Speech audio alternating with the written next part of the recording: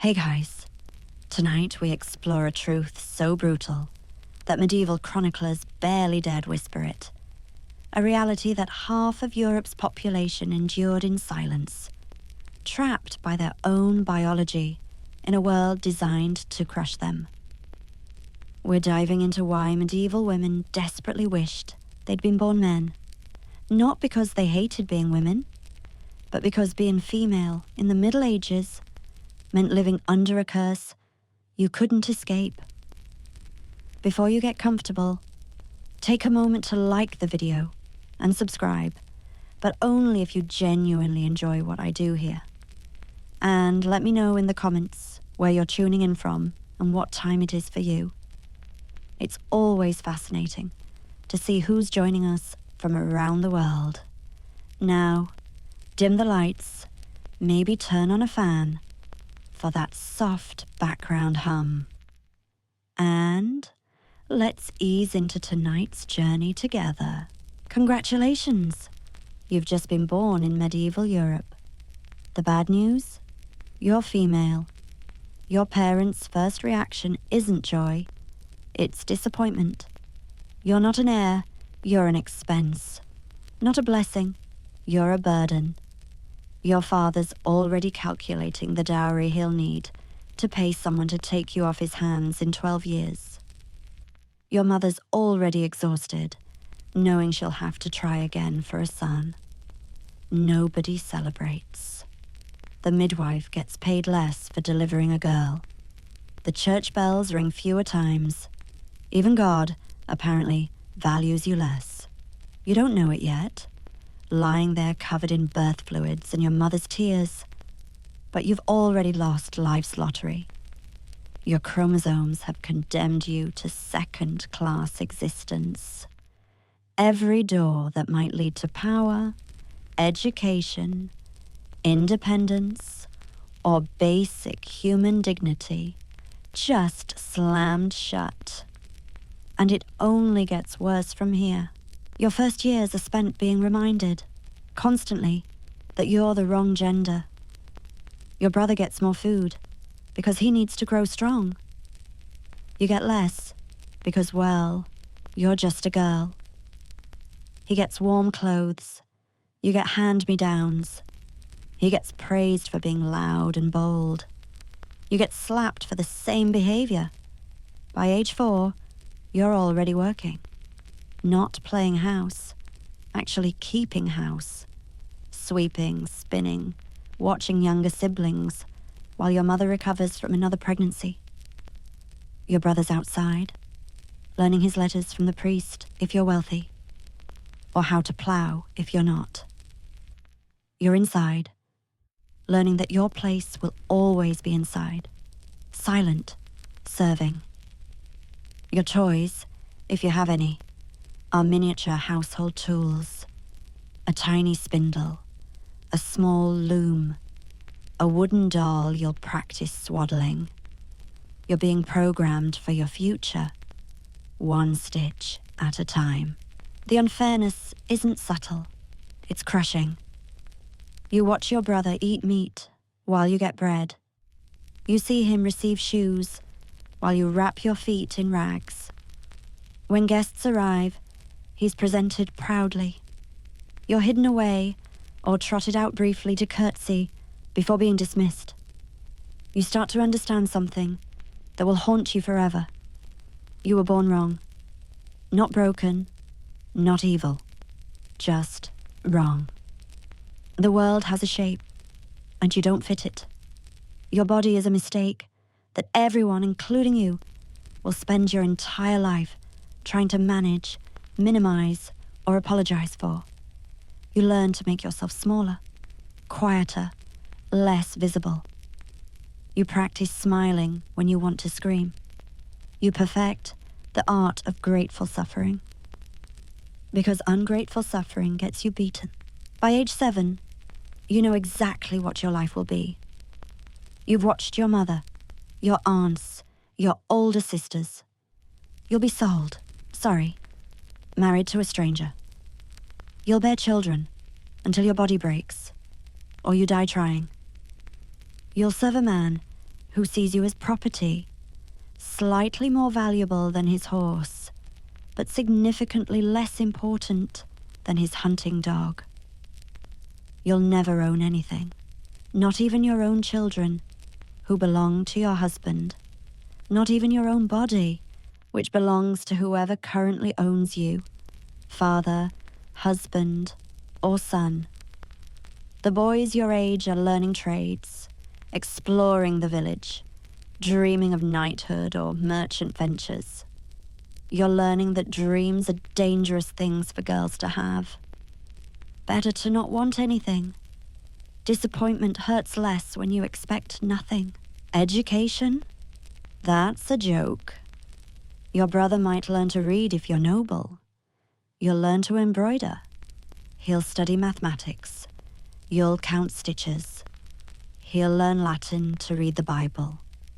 You'll memorize prayers phonetically, because nobody wants you actually understanding what God says. Knowledge makes women dangerous, apparently. It gives them ideas like maybe they're worth more than their wombs and their dowries. The church is very clear on this. Eve ate from the tree of knowledge and doomed humanity. Women and wisdom don't mix. So you remain ignorant, illiterate, innumerate. You can't read contracts that sell you into marriage, can't write letters calling for help, can't calculate if you're being cheated. Your ignorance isn't accidental, it's strategic. How can you rebel against a system you can't even fully comprehend? You're 8 now, and already people are teaching you how to exist properly. Sit with your legs together. Don't run too much. It's not graceful. Don't laugh too loudly. It's not polite. Don't look directly at people. It might be seen the wrong way. Cover your hair. It's considered modest. Adjust your clothes. Someone might misunderstand. Your body, which you're only beginning to understand, is treated like something that must always be managed. Every month brings new rules. Your world gets a little smaller as you grow. Places that once felt open now come with warnings. Activities you loved are called improper.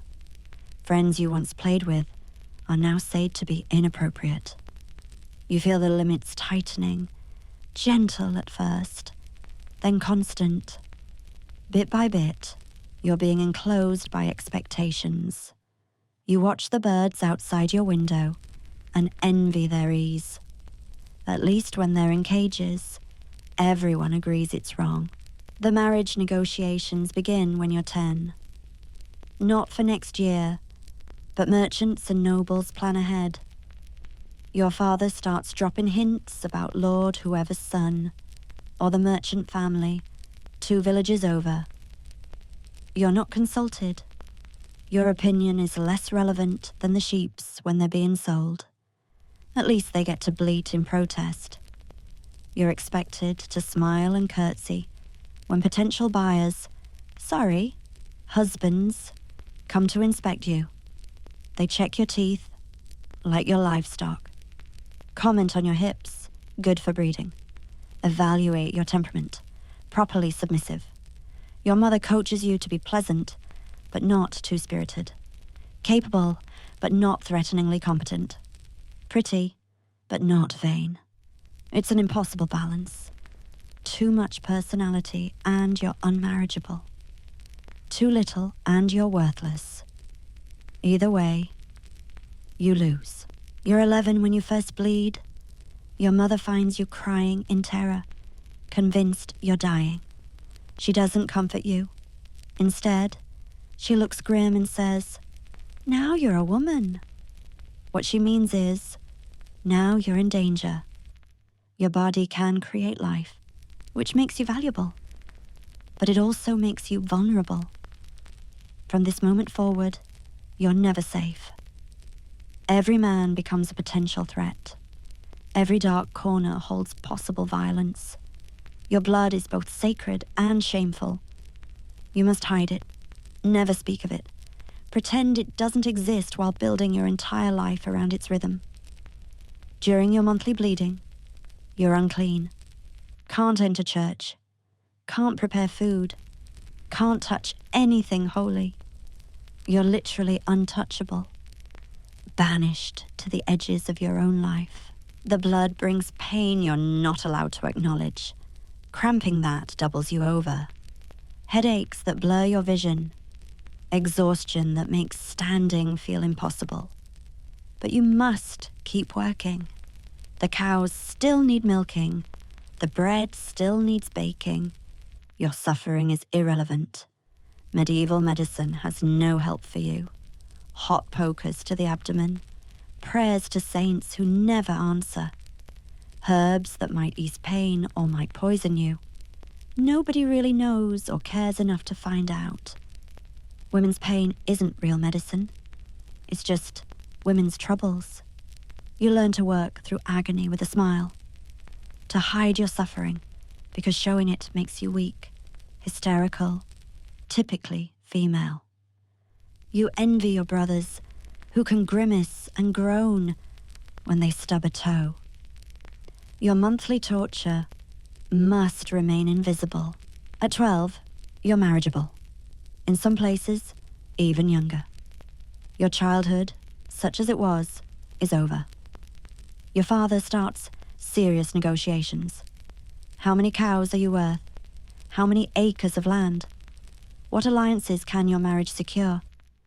Your currency in a transaction between men. Your feelings are not part of the equation. The man they choose might be 15. He might be 50. He might be kind, though probably not. He might be cruel, though certainly yes. He might have diseases that will rot your insides within a year.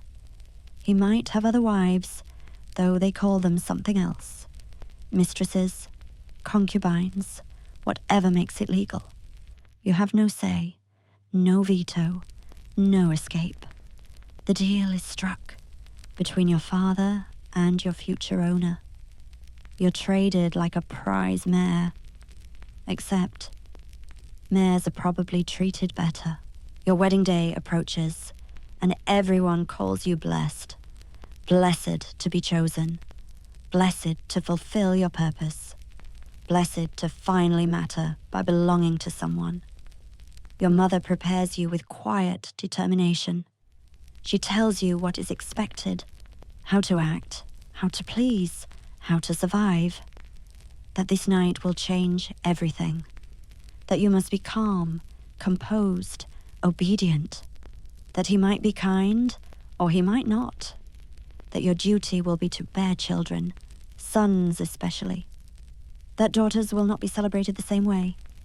You must run his home if he is a merchant, host his guests if he is noble, work his land if he is a farmer.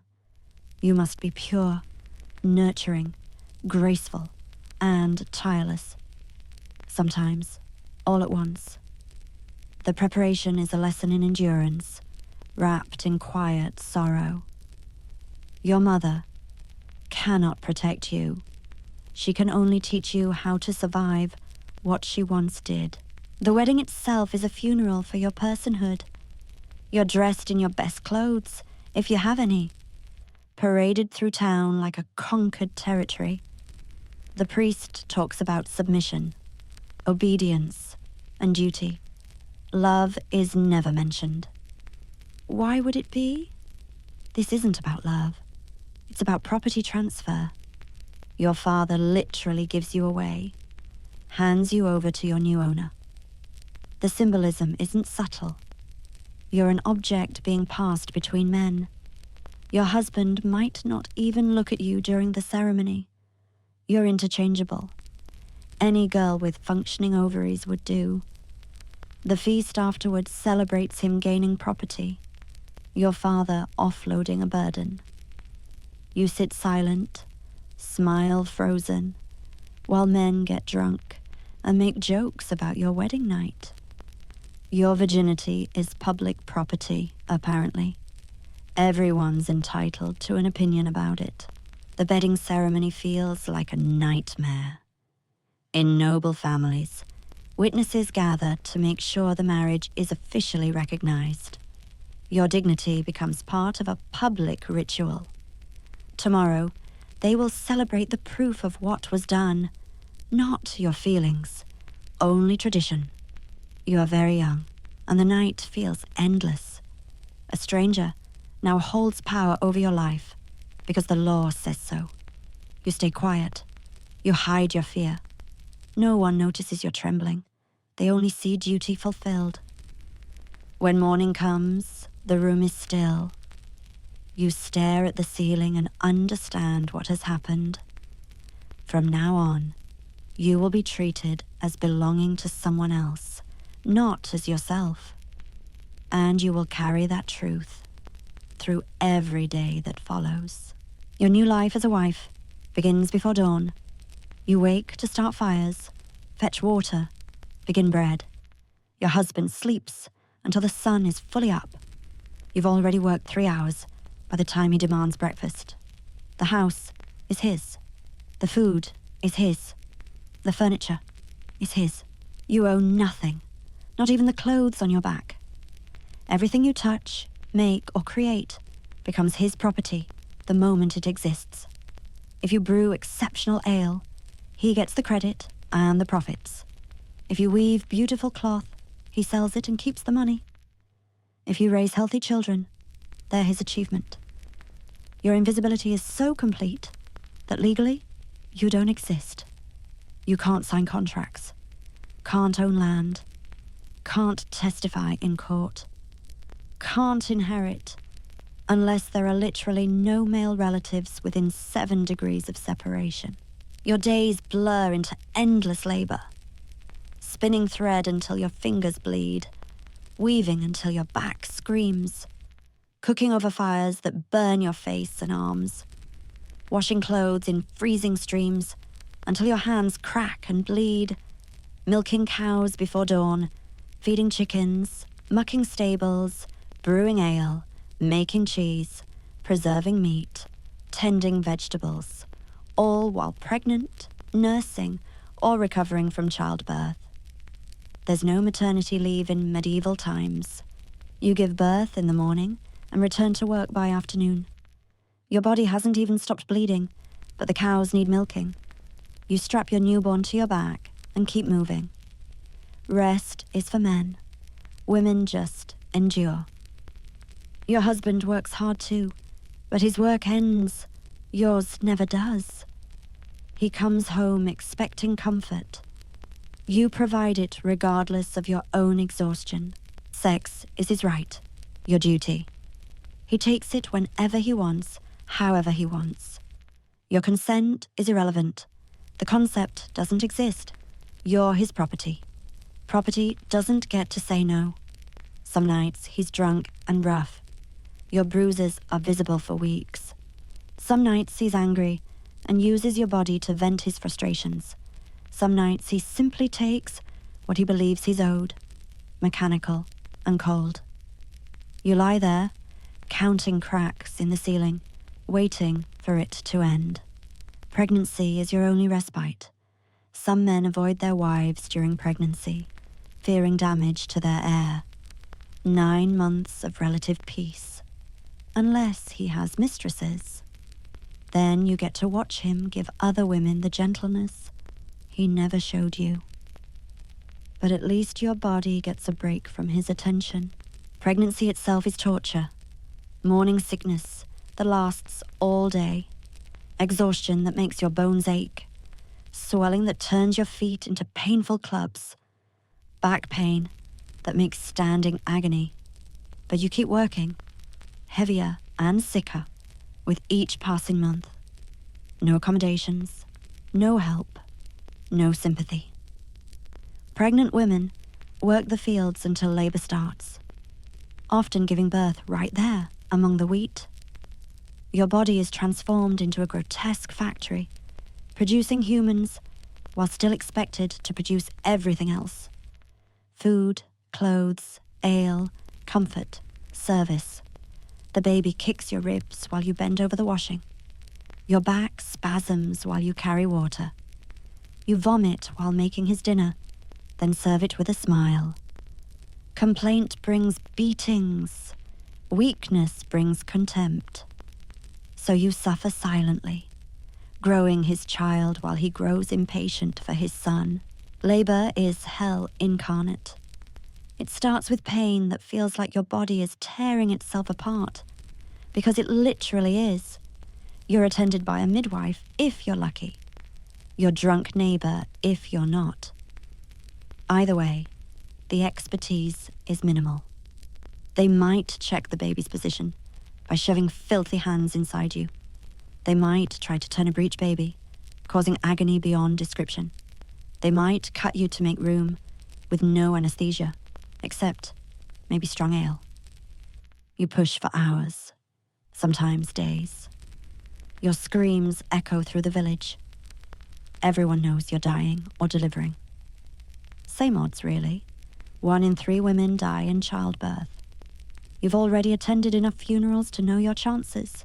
The pain is so intense, you hallucinate, see dead relatives, bargain with God, beg for death. But you can't die. Not yet. The baby needs to survive. Your death is acceptable only after you've produced the heir. If you survive and the baby is male, there's brief celebration. You've done your duty. For now. Your husband might even show momentary kindness. A softer word, an extra blanket, a day of rest before work resumes. But if it's female, the disappointment is crushing. You've failed, wasted 9 months, risked your life for another burden. Your husband's coldness is immediate. The household treats you with contempt. You've proven defective. The baby girl is barely acknowledged, fed last, clothed in rags, treated as an afterthought from her first breath. You watch her tiny face and see your own future repeated. Want to protect her, but can't even protect yourself. She'll grow up watching you submit and learn that's what women do. The cycle continues. Each generation of women raising daughters for suffering. You're expected to produce a child every year or 2. Your body never recovers. Each pregnancy depletes you further. Calcium leached from your bones until they break easily. Iron drained until you're constantly dizzy. Teeth falling out, hair thinning, skin graying. You age 5 years for every child. By 25, you look 40.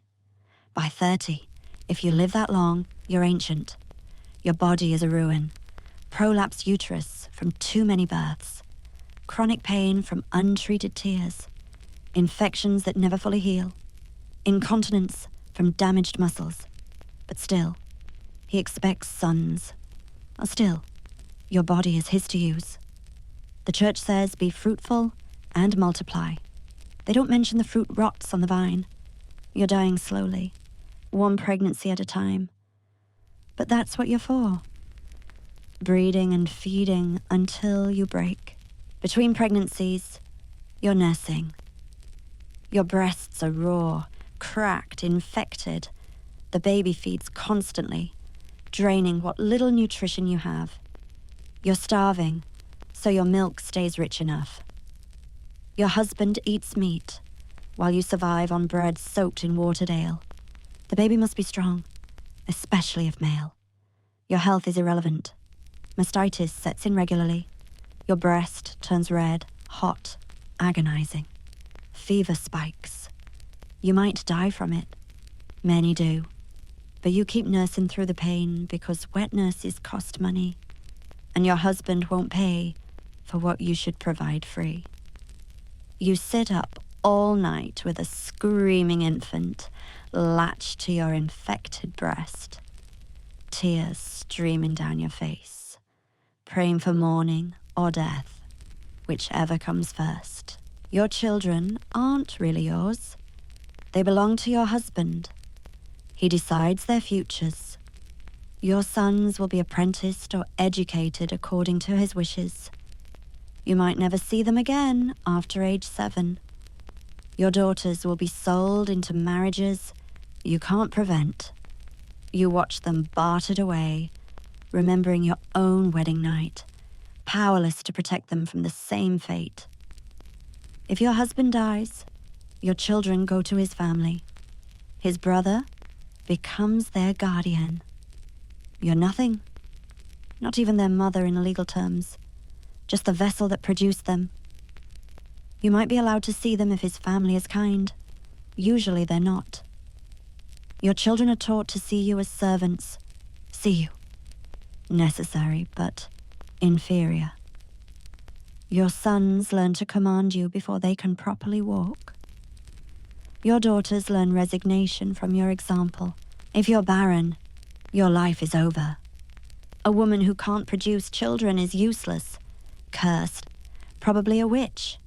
Your husband can set you aside, send you to a convent if he's generous, or simply make your life so miserable you wish for death. The beatings increase. The humiliation becomes public. He takes mistresses openly, parades his bastards while you remain childless. The church might annul your marriage, claiming your defective goods. Your family won't take you back. You're spoiled, used, worthless. You might end up begging in the streets or selling your body for bread. All because your womb won't cooperate. Never mind that he might be sterile. That's not possible. Men are virile. Women are barren. The failure is always yours. The shame is always yours. The consequences are always yours. Your husband beats you. It's his right. The law says he can discipline you like a child or animal. The rod shouldn't be thicker than his thumb. How merciful. He hits you for burning bread, for looking at another man, for crying after miscarriage, for not crying when he wants emotion, for existing in ways that annoy him. You learn to read his moods like weather. Storm coming? Make yourself scarce. But sometimes there's nowhere to hide. The house is small, the village smaller. Everyone hears, nobody intervenes. It's domestic, private, normal. Your bruises are visible at church. The priest says nothing. Your broken ribs make breathing agony. The neighbors pretend not to notice. Your blackened eye speaks volumes. The silence is deafening. This is marriage. This is normal. This is what you were born for. You might think noble women have it better. They don't. They're beaten with golden rods instead of wooden ones. Their marriages are political prisons instead of economic ones. They birth heirs for dynasties instead of farms. But the fundamental equation remains. They're property. Expensive property, but property nonetheless. They can't choose their husbands, can't refuse sex, can't protect their children from political marriages, can't escape when their husbands are cruel. Their cages are gilded, but they're still cages. They die in childbirth at the same rate. Their husbands take noble mistresses instead of peasant ones. They're isolated in castles instead of hovels. But the loneliness is the same. The powerlessness is identical. The reduction to womb and dowry universal. Money doesn't buy freedom in medieval times. Nothing does if you're female. The church offers no comfort. Priests, all male, preach submission. Your suffering is Eve's curse. Your pain in childbirth is God's punishment for original sin. Your submission to your husband is divine will. Question nothing. Accept everything. Pray for strength to endure, not for liberation. The Virgin Mary is held as your impossible model, virgin and mother simultaneously, pure and productive, silent and supportive. An impossible standard designed to ensure you always fall short. You confess to male priests who've never bled monthly, never carried children, never been property. They assign penance for your anger, your despair, your completely reasonable reactions, to unreasonable circumstances. Hail Marys won't heal your broken ribs. Our Fathers won't stop your husband's fists. But you kneel and pray anyway, because what else is there? You watch your daughters grow and despair. You want to warn them but can't. What would you say? Life is suffering? Marriage is slavery? Your body will betray you? Their faces are still bright with hope you must extinguish.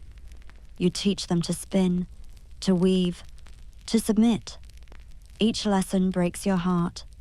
You're training them for captivity. But what choice do you have? An untrained girl is unmarriageable. An unmarried woman is nothing. So you teach them to smile while crying inside, to work until their hands bleed, to lower their eyes and voices, to make themselves small, smaller, invisible if possible. You're not raising daughters. You're breaking spirits preemptively, because broken spirits survive longer than defiant ones. You know, you learn the hard way. Work never ends. From before dawn until after midnight, every day. No Sabbath rest for women. God may have rested on a seventh day, but you can't. Bread doesn't bake itself. Children don't feed themselves. Your husband expects clean clothes, hot meals, warm bed, willing body. The seasons bring different work, but never less work. Spring planting while pregnant. Summer harvesting while nursing. Fall preserving while pregnant again. Winter spinning while miscarrying. Your hands are never idle.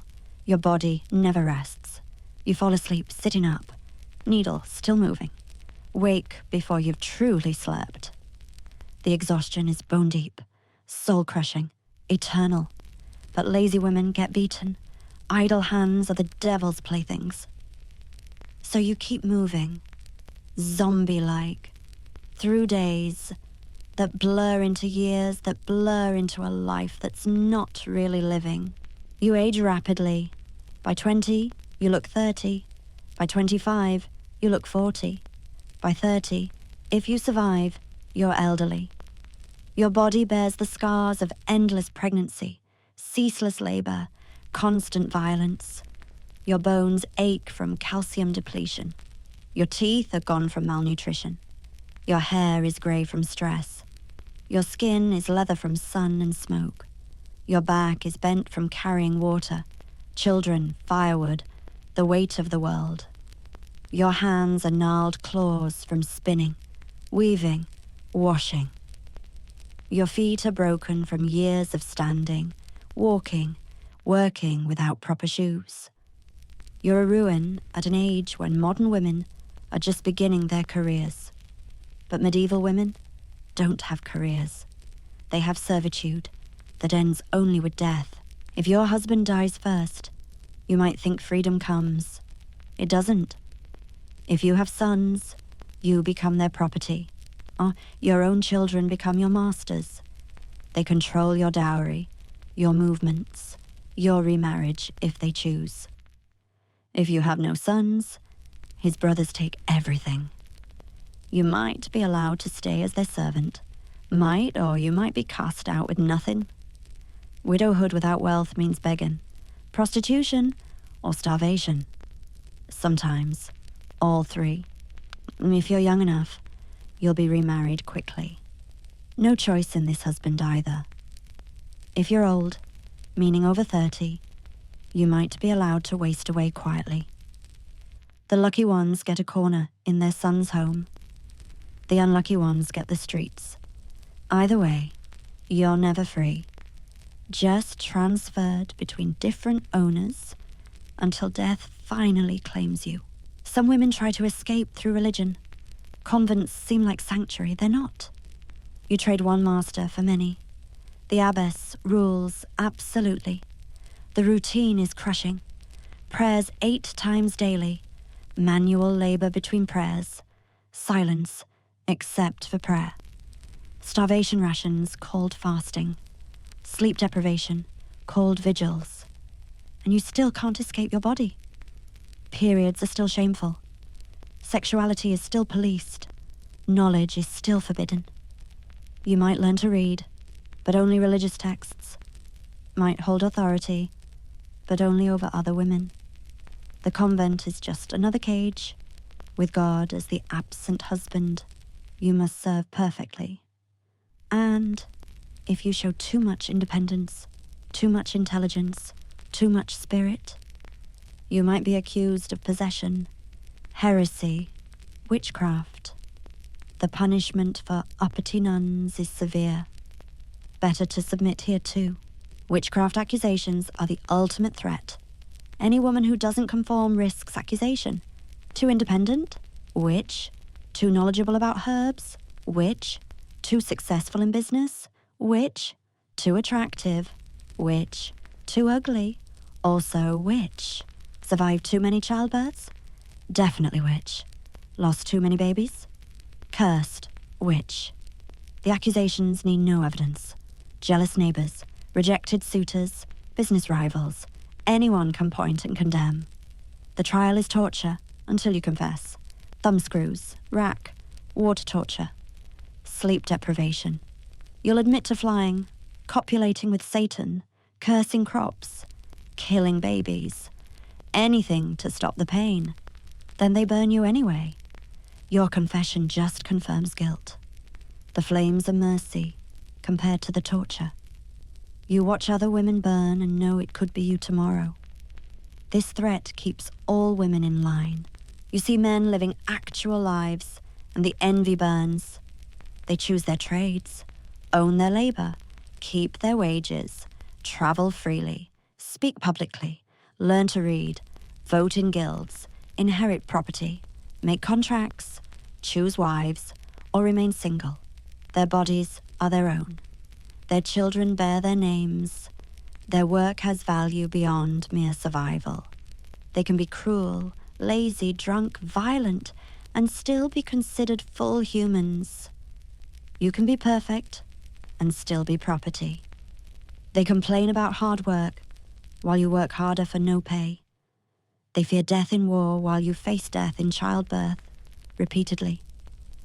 They have options, choices, futures. You have duty, submission, endurance.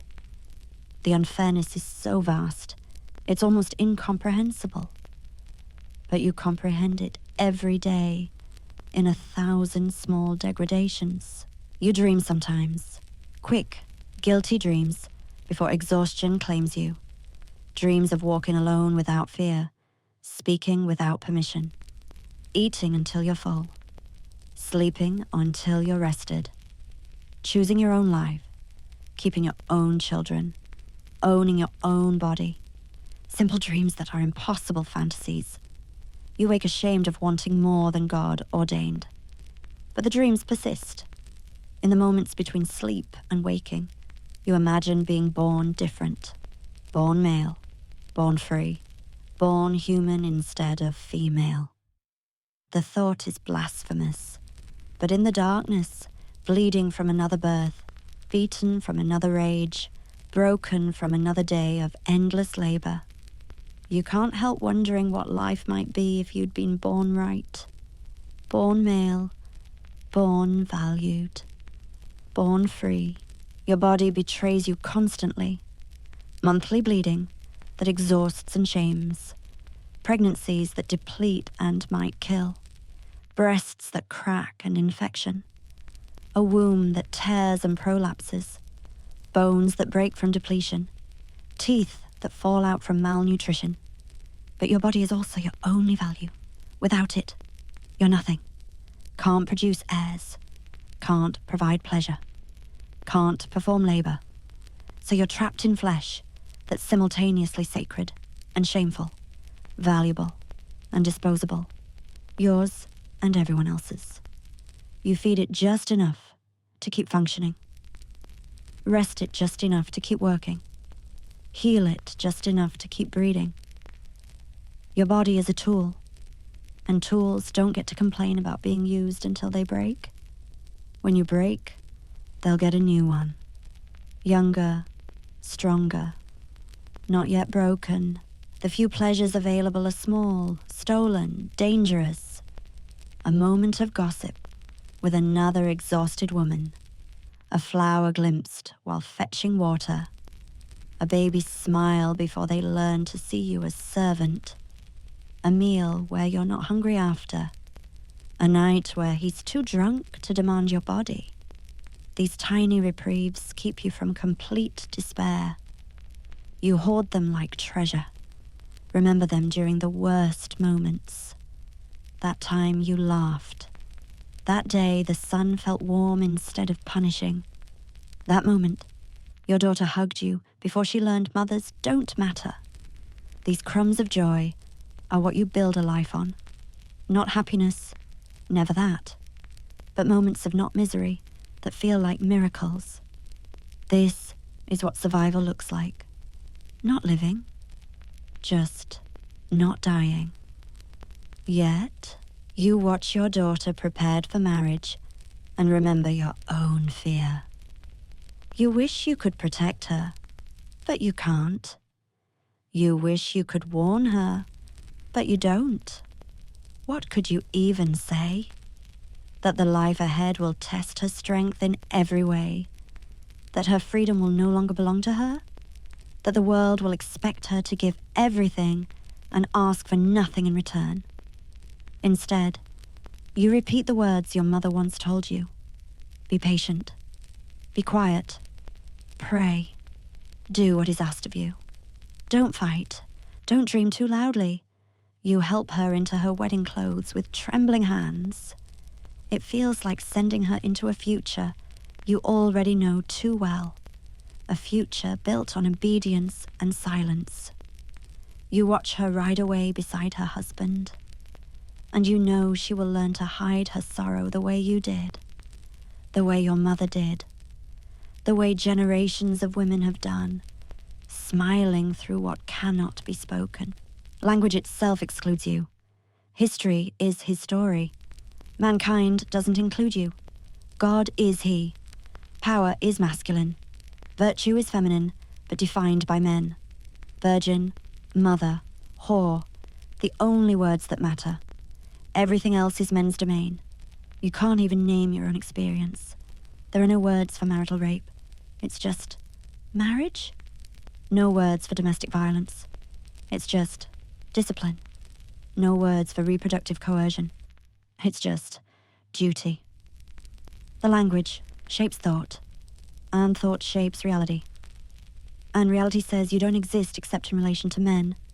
Daughter of, wife of, mother of, widow of. Never just yourself. Never just human. Always defined by which man currently owns you. The words you're allowed are small, domestic, diminished.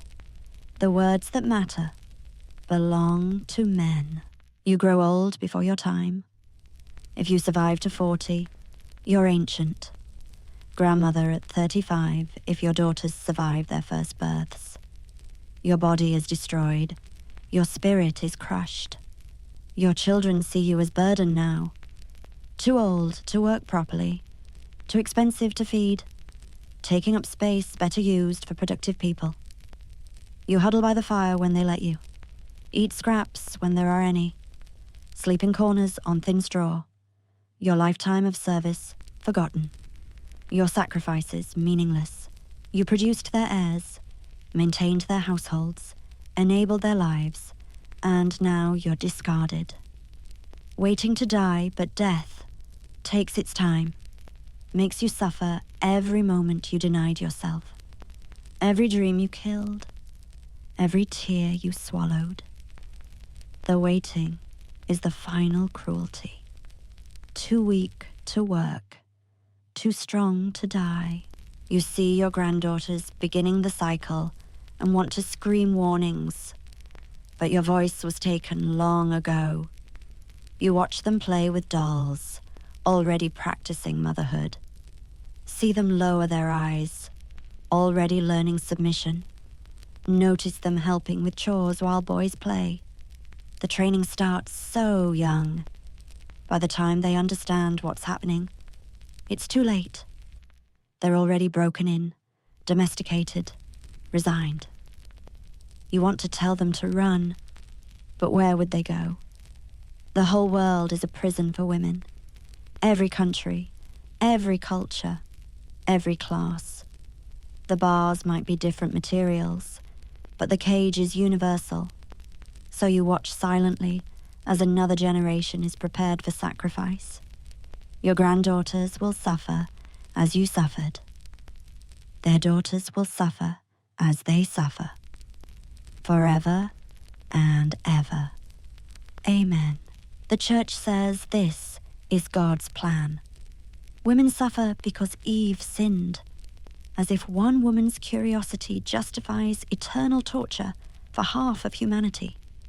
The priests, all male, explain how submission is holy, how suffering purifies, how breeding is blessing.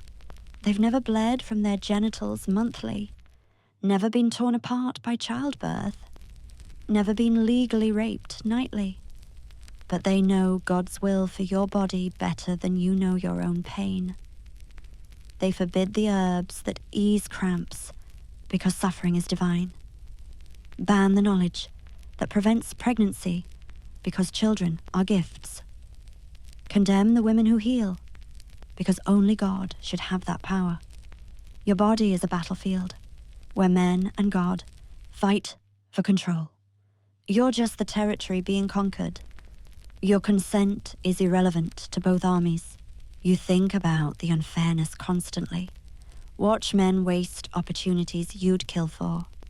Education they sleep through while you devour books.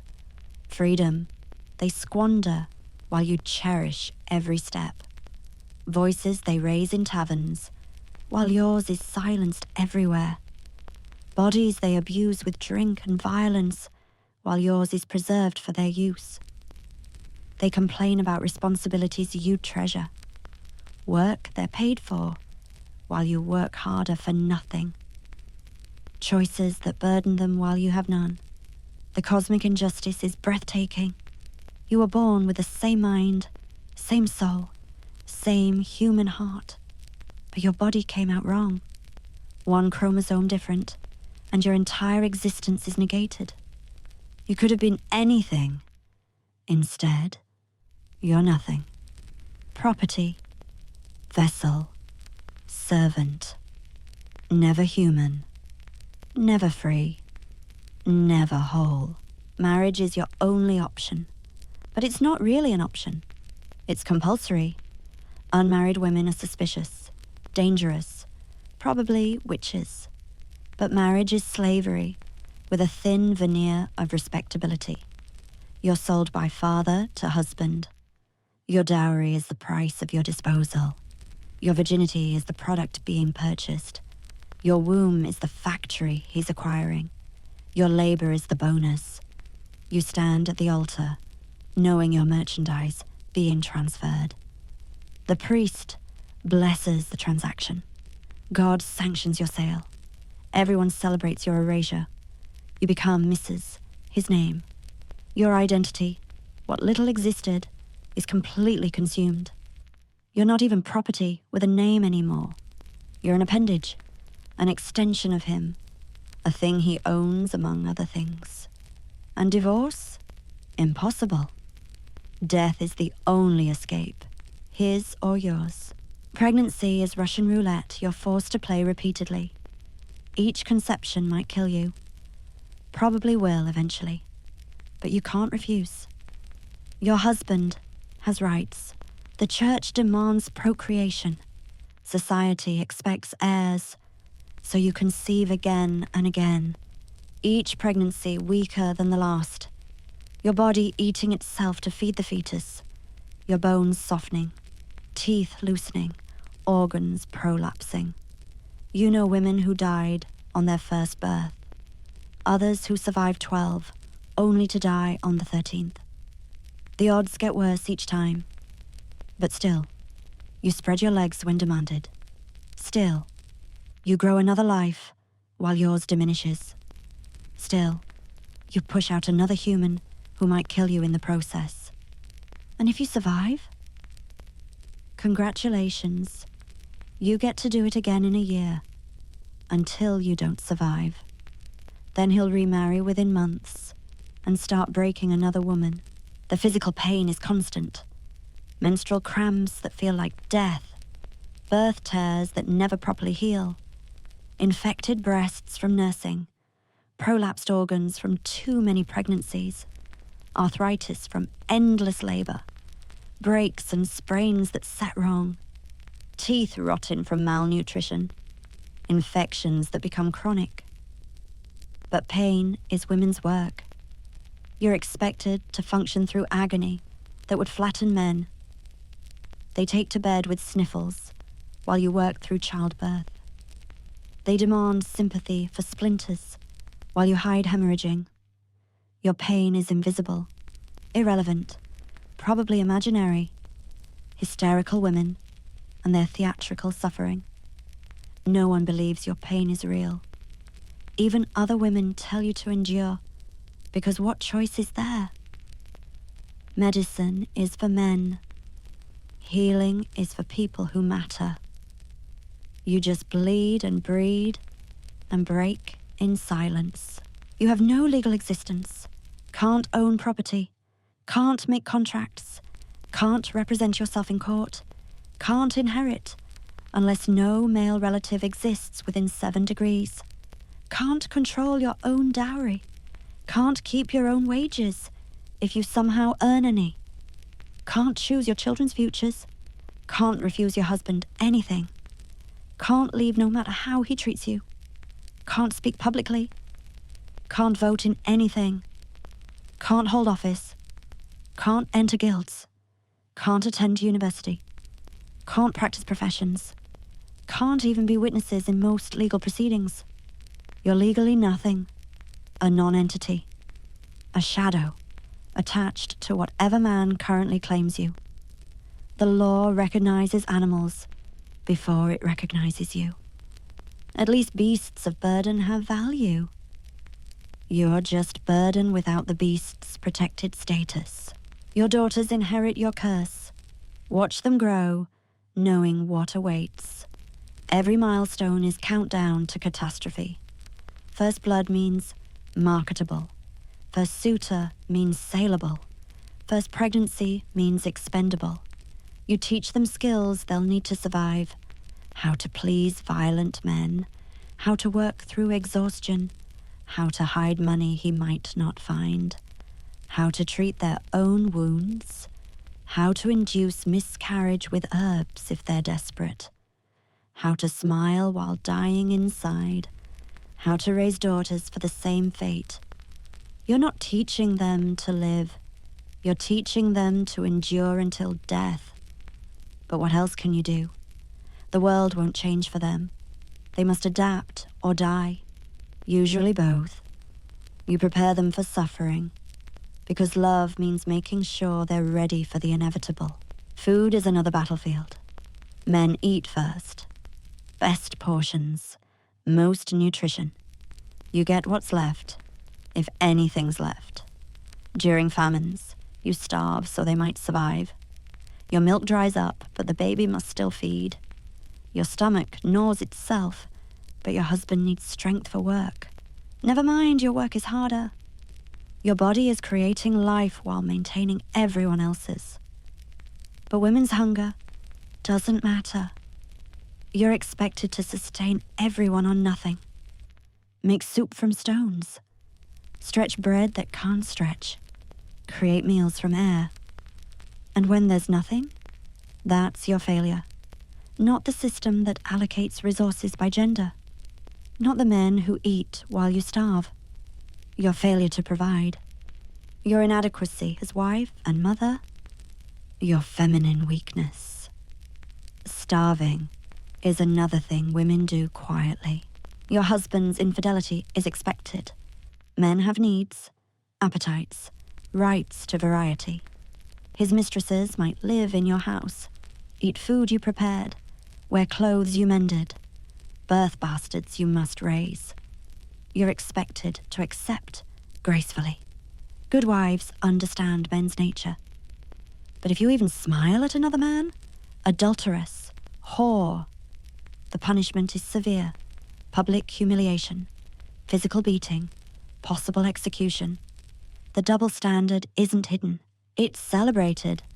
Men's sexuality is natural, healthy, necessary. Women's sexuality is dangerous, evil, requiring constant suppression. Your desire doesn't exist officially. You're receptacle, not participant. Your pleasure is irrelevant, probably sinful. Good women don't want sex. They endure it for procreation. So you lie still, think of duty, pretend you feel nothing, even when you feel everything, even when you want more, even when you need gentleness. Still and silent. That's how women survive sex. The loneliness is crushing. You're surrounded by people, but utterly alone. Can't confide in husband, who sees you as property. Can't trust friends who might gossip. Can't burden children who need you strong. Can't tell priests who'd blame you. Can't write letters you can't write. Can't seek help that doesn't exist. You're isolated in plain sight. Your suffering is public, but unacknowledged. Everyone sees, but no one sees. The bruises are visible, but invisible. The exhaustion obvious, but ignored. The despair palpable, but unmentionable. You're drowning in a room full of people who pretend water doesn't exist. This loneliness is intentional. Isolated women can't organize, can't compare experiences, can't realize their suffering isn't unique or necessary, can't revolt. So you stay separate, silent, assuming you're alone in your misery. You know you're smart. Quick wit you must hide. Sharp observations you can't voice. Solutions to problems you're not allowed to solve. You watch men make mistakes you could prevent, but must stay silent. See opportunities they miss, but can't pursue. Understand complexities they bumble through but can't explain. Your intelligence is wasted, feared, punished. Smart women are dangerous. They might realize the system is artificial, might question why chromosomes determine capability, might resist. So your intelligence is beaten down, ridiculed, denied. You're told you're too emotional to think clearly, too weak to understand complexity, too feminine for logic. The frustration of wasted potential is another pain you carry. All the things you could have been, all the problems you could have solved, all the contributions you could have made, wasted because you were born with a womb. Religion offers no escape. Every faith agrees women are inferior. Christianity blames Eve. Judaism considers you unclean. Islam requires obedience. Paganism might worship goddesses, but priests are still male. Every god apparently agrees you're lesser. Every holy book written by men insists you submit to men. Funny how that works. The divine will always aligns with male privilege. Heaven itself is segregated. Male saints get better positions. Virgin martyrs are the only celebrated women, and only because they died refusing sex. The message is clear. The only good woman is celibate or dead, preferably both. You pray to Mary, the only female figure allowed power. But her power comes from virginity and motherhood simultaneously. An impossible standard ensuring you always fail. You contemplate resistance sometimes, late at night, exhausted beyond measure. What if you just stopped? Stopped cooking, stopped cleaning, stopped spreading your legs, stopped pretending this is acceptable. But the punishment would be swift, severe, potentially lethal. Women who resist disappear. Into convents, if lucky. Into graves, if not.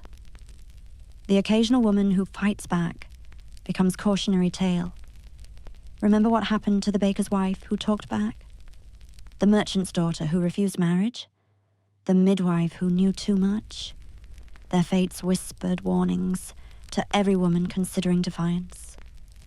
So, you swallow your resistance, bury your rage, hide your intelligence, pretend compliance, because survival requires surrender, and you have children to protect. Children who need you alive, even if barely. Your health is ignored until you're dying. Then it's too late. Women's ailments aren't real medicine. Hysteria, wandering womb, female troubles, dismissive terms for real suffering. Your pain is attributed to your inherent weakness, your exhaustion to laziness, your despair to female nature. Real doctors treat men. Women get midwives with folk knowledge, herbs that might help or might poison, prayers that never work, bloodletting that weakens further. You suffer through infections that could be treated, injuries that could be healed, conditions that could be managed. But women's health is oxymoron. You're healthy enough to work, or you're dying. No middle ground, no preventive care, no consideration that maybe, just maybe, your suffering is real, treatable, unnecessary. The cold is brutal when you own nothing warm. Your husband has wool cloak, leather boots, fur if he's rich. You have thin dress, maybe shawl, rags wrapped around feet. Winter means choosing between freezing and burning. Stand near fire and burn your front while your back freezes. Turn around and reverse the process, your fingers too numb to spin, toes blackening with frostbite. But the work continues. Ice breaks your hands, fetching water. Snow soaks through everything. Wind cuts through walls that barely exist. You shiver constantly, burning precious calories you can't spare. Children cry from cold you can't fix. Babies die from chill you can't prevent. And through it all, you must maintain the household. Keep fires burning with wood you gathered. Make meals from stores you preserved. Keep everyone else warm while you slowly freeze. Summer brings different torments. Heat that suffocates in clothes you can't remove. Modesty demands full coverage regardless of temperature. Sweat pools in places that can't be mentioned. Rashes develop that can't be treated. The smell of unwashed bodies in close quarters flies everywhere. In food, in wounds, in ice. Spoilage accelerates. Meat rots instantly. Milk sours immediately. Everything ferments, including tempers. You cook over fires that push temperatures beyond bearable. Harvest work that leaves you sun-poisoned. Water that's suspicious when it's hot. Diseases that spread faster. Children dying from flux. Pregnancies that are harder. Everything harder when heat makes the world hostile. But still, you work. Still, you serve. Still, you endure. What choice is there? You never travel. Your world is tiny, maybe few miles radius if you're peasant. Your husband's estate if noble. The same walls, same faces, same crushing routine forever. You hear of other places, but might as well be fairy tales. Cities where women work in shops, countries where customs differ, worlds beyond your prison, but you'll never see them.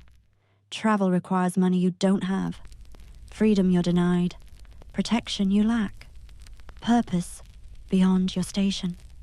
Women don't travel for pleasure, only necessity, following husbands, fleeing wars, seeking survival. The pilgrimage is only acceptable journey. Religious purpose justifies temporary freedom, but even then, you need permission, male escort, group protection. Your world stays small while men explore. Another freedom you're denied. Another life you'll never live. Your creativity is stifled. Songs you compose, but can't perform. Stories you imagine, but can't write. designs you envision, but can't execute. Art you could create, but aren't allowed materials. Your creativity channeled into acceptable outlets. Embroidery, weaving, brewing, domestic arts that serve others. Nothing purely yours. Nothing just for beauty. Nothing expressing your vision. The frustration of unexpressed creativity is another weight. All the beauty you could have made, all the stories you could have told, all the innovations you could have developed, crushed, because creativity requires freedom, time, resources, recognition, things women are systematically denied. So your creativity withers, dies slowly, leaves you emptier, another part of you sacrificed to survival. Death lurks constantly. Childbirth, disease, violence, starvation, exhaustion, infection, accident, murder. The ways women die are numerous, sudden, stupid. A cut that goes septic, a pregnancy that goes wrong, a husband who goes too far, a fever that doesn't break. You've lost friends to all of these. Family too. Daughters who didn't survive their first birth. Sisters who succumbed to childbed fever. Mothers who finally broke. The graveyard is full of women who died young. Their headstones, if they have them, record them as wives, mothers. Never their names alone, never their dreams, never who they might have been, just whose property they were. Even in death, you're defined by men. Your corpse is his to bury where he chooses. Your memory is his to shape or erase. You know love exists because you feel it for your children. Deep, desperate, doomed love. You love them knowing you can't protect them, can't save your daughters from your fate, can't give your sons mothers who matter. This love is pain because it highlights everything else you're denied. Why can't your husband look at you with tenderness? Why can't your father see you as human? Why can't society value your contributions? Love exists, but not for you. You're unlovable by design. Too exhausted to be attractive. Too broken to be desirable. Too used to be valuable. The love you give is expected, extracted, exploited. The love you need is impossible. Women don't get loved. They get owned, used, tolerated, discarded. But loved? That's for people who matter. Your small rebellions are dangerous, but necessary. Herbs slipped into his ale to make him sleep. Money hidden where he won't look. Gossip that spreads information. Knowledge shared between women. Small spells that might be prayers or might be more. These tiny resistances keep you sane. The thrill of deceiving him, even slightly. The power of knowing something he doesn't. The solidarity of shared secrets between women. These rebellions could get you killed, accused of poisoning, theft, witchcraft, but without them you'd go mad. So you take the risks, harbor the small defiances, pretend submission while plotting survival. Your rebellion is staying alive. That's victory enough. That's all you can manage.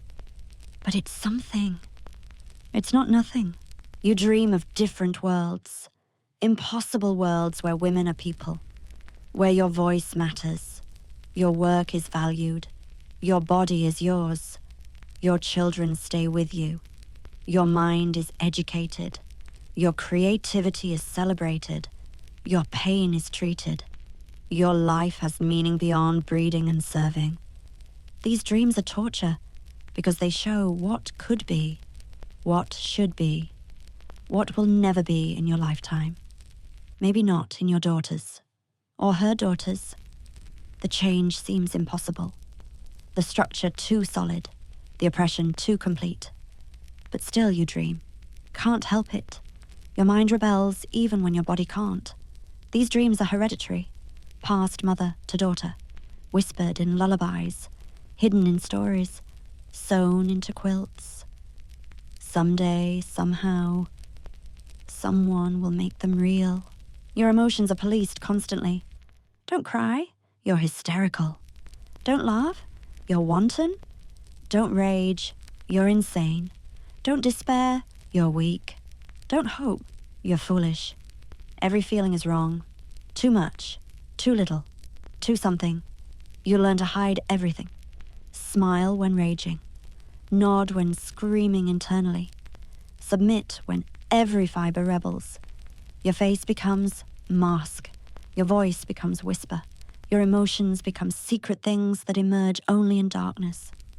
You cry silently into straw pillows. Scream into empty fields. Beat your fists against stone when alone. Then compose yourself. Return to the performance.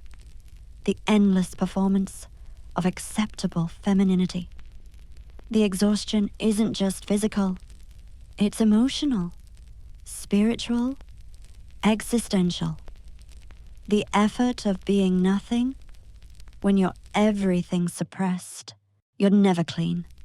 Cleanliness requires water, soap, time, privacy, things you don't have. You wash in basins with water that's already dirty. Soap that's harsh lie if it exists at all. Your hair is greasy, tangled, infested. Your skin is rough, cracked, diseased. Your clothes are stained with blood, sweat, milk, work. You smell like animal because you live with them, sleep with them, are treated like them.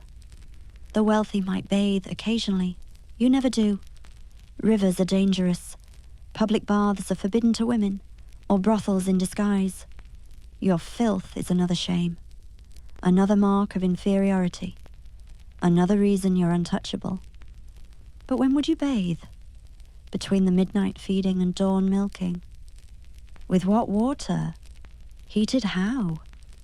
The logistics of cleanliness are for people with leisure. You have none. Your diet is monotony, punctuated by hunger. Bread, ale, pottage. Bread, ale, pottage. Bread, ale, pottage. Day after day, year after year. Vegetables when in season. Meat at Christmas if you're lucky. Your teeth rot from the grit and bread. Your stomach bloats from poor nutrition. Your bowels rebel from constant porridge. But you eat what exists, what he doesn't take, what children don't need, often nothing. You've forgotten what not being hungry feels like. Your body consumes itself, muscle disappearing, bones brittling, hair falling, skin graying. But still you produce milk, still you create babies, still you work. Your body performs miracles on nothing, conjures life from starvation, the magic of female endurance that goes unrecognized, uncompensated, unappreciated. Knowledge is forbidden fruit you're not allowed to taste.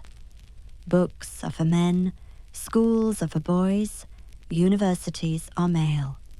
The Bible is in Latin you can't read. Laws are written in language you don't speak. Contracts you sign with marks, because writing is beyond you. You know things.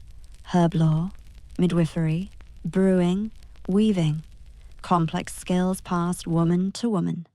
But this isn't real knowledge. Real knowledge is what men know. Your expertise is folk wisdom. Theirs is education. Your lifetime of experience is nothing. Their book learning is everything. You could teach them about bodies, birth, death, survival, but they won't listen. Women's knowledge isn't knowledge.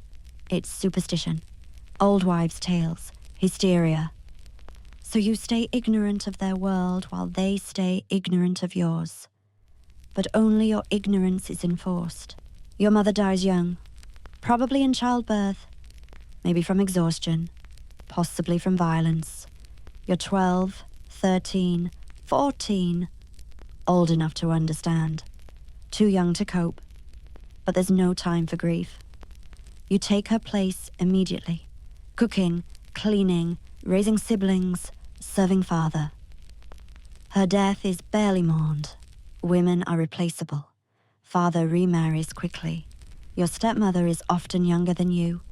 Another girl bride, another future corpse. You watch her with pity and recognition. Know her fate, because it was your mother's, will be yours. The cycle is visible, predictable, inescapable. Your mother's death taught you the ultimate lesson. Women are disposable. Your death will teach your daughters the same. This education is consistent, thorough, effective. Sex is terror, disguised as duty. You lie beneath him, praying for speed. His breath, sour with ale, hot on your face. His weight crushing your ribs. His hands rough, possessive, painful. He doesn't look at you. You're not person to him, just warm hole, convenient receptacle, legal property. Sometimes he's violent, pins your arms, covers your mouth, leaves bruises that purple and yellow. Sometimes he's drunk, can't finish, blames you, beats you for his failure. Sometimes he's mechanical, using your body like chamber pot. Necessary function, no emotion. You prefer mechanical. At least it's quick. The worst is when he's tender. Pretends care. Makes you pretend response. The performance exhausts more than violence. Having to smile. Moan appropriately. Thank him after. For what? Using you. Violating you. Impregnating you again. Miscarriage is common. 1 in 3 pregnancies. Maybe more. You bleed out futures onto straw. Cramp through deaths of possibilities. Past clots that might have been children. Each one is failure. Your failure. Never his. Your womb is defective. Your body is killing his heirs. The blood is evidence of your inadequacy. You clean it up alone. Hide the evidence. Pretend nothing happened. Return to work immediately. No time to mourn what wasn't, even though it was. To you, you felt it quicken, felt it die, felt yourself failing again. But miscarriage is women's secret shame. Not discussed, not acknowledged, not mourned. Just another way your body betrays everyone. Another proof you're defective. Another reason you're worthless. The few women who escape marriage through wealth or cunning are viewed with suspicion. Unmarried women are unnatural, dangerous, probably witches. They live on margins, run businesses quietly, practice healing secretly, accumulate knowledge carefully. They're your heroes and cautionary tales simultaneously. You admire their freedom, fear their fate, want their independence, know its price. These women pay for freedom with isolation, constant threat, social exile. But they own themselves, make their own choices, keep their own money, control their own bodies.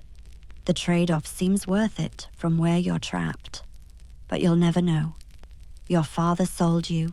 Your husband owns you. Your sons will inherit you. Freedom is for women who planned better, were born luckier, fought harder. Not for you. Your husband might die in war, accident, disease. This should be freedom. It's not. If you're young, you're remarried immediately. No choice in new husband either. If you're old, you're discarded, dependent on charity. His family might let you stay a servant. Your children might feed you scraps. The church might accept you as lay sister. Or you might starve. Widowhood without wealth is slow death. Widowhood with wealth is temporary. Male relatives will claim it. Sons will control it. New husbands will steal it. You never truly own anything. Even your freedom is borrowed, temporary, conditional. The moment you seem too independent, too successful, too happy, someone will remind you what you are. Property without owner is claimed quickly. Giving birth is Russian roulette with God. You've watched women die screaming, bleeding out, seized with fever, baby stuck, cord wrapped, breech position, hemorrhaging, eclampsia, infection. The ways childbirth kills are creative, numerous, horrifying. You know you might die. Probably will eventually. Each labor could be your last. You make peace with God.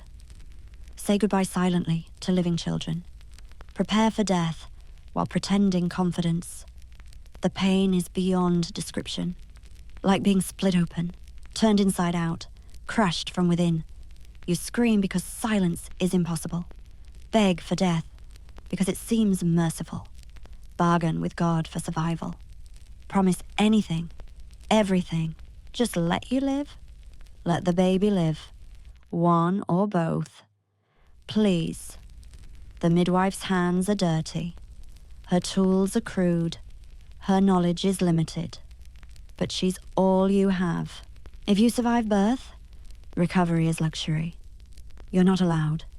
You're up within hours, working within days. Your body is battlefield. Everything hurts. Tears that won't heal. Bleeding that won't stop. Breasts that are agony. Exhaustion that's cellular. But animals need feeding. Family needs cooking. Baby needs constant nursing. Your needs are irrelevant. Your pain is irrelevant. Your recovery is irrelevant. You'll heal while working or die trying. Usually the latter. Childbed fever takes many who survived the birth itself. Infection from dirty hands, torn tissue, retained placenta. You burn with fever, shake with chills, leak pus and blood. But still, you work, still you nurse, still you serve, until you can't. Then you die. Another woman who couldn't handle childbirth. Weak female constitution. God's will. Your daughters watch you suffer and learn this is normal, natural, necessary. They see you beaten and understand wives get beaten. See you exhausted and understand mothers don't rest. See you hungry and understand women eat last. See you pregnant constantly and understand that's what wombs are for. See you die young and understand women are disposable. This education is more thorough than any school, more effective than any propaganda. They're learning by observation that female suffering is ordinary, expected, proper. You try to protect them, delay their marriages, teach them herbs that prevent pregnancy, show them where to hide money. But ultimately, you're preparing them for the same cage, the same sentence, the same slow death. What else can you do?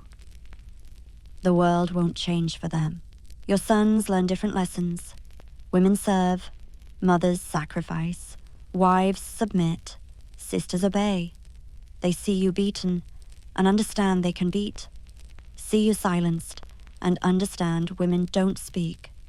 See you working constantly and understand women's work is free. See you dying in childbirth and shrug. The cost of heirs. They learn to expect service, demand obedience, extract labor, own women, use bodies. The patriarchy reproduces through your children. Your daughters trained for submission. Your sons trained for dominance. The cycle continues, strengthens. Seems natural, because it's all they've known. You've raised another generation for the same system. Not from choice, from necessity, from survival, from lack of alternatives. You're never safe. Not in your home where your husband has absolute rights. Not in the streets where any man can accuse or assault. Not in church where priests demand confession of sins you didn't commit. Not in fields where you're alone and vulnerable. Not in markets where your word means nothing against men's. Nowhere. Never. Safety is male privilege. You navigate constant danger, calculate risks, avoid, submit, appease, survive. Every interaction is potential threat. Every man is possible violence. You develop sixth sense for danger, read moods, anticipate rages, deflect, redirect, absorb. The hypervigilance is exhausting, but necessary. One wrong word, look, movement, and you're beaten, raped, killed, accused. The threat is constant, ambient, atmospheric. You breathe danger like air. It becomes normal. Background noise to your life. The church confessional is another violation. Forced to kneel before a man. Tell him your private thoughts. Describe your sins, real or imagined. He assigns penance, judges your soul, decides your worthiness, has power over your eternal fate. The questions are invasive. About your body, your marriage bed, your thoughts, your desires you're not supposed to have. You must answer, honestly, or risk damnation. But honesty is dangerous. Admit the wrong thing, and you're witch, whore, heretic. So you confess safely the sins they expect. Vanity, gossip, discontent. You take your penance. Say your prayers. Return next week to do it again. This spiritual surveillance is another cage. Your thoughts aren't even private. Your soul belongs to the church. Your confession to a man who's never lived your life. You see men waste everything. Time, money, opportunity, education, freedom. They drink away wages while children starve, gamble resources families need, squander chances you'd kill for. And still, they're considered superior. Still, they make decisions. Still, they own everything. The unfairness is cosmic. You who manage households on nothing, who create life from starvation, who work harder for no pay, you're considered inferior, incapable, unworthy. The logic is absent. The evidence contradicts. But the system persists because men write the rules, enforce the rules, benefit from the rules.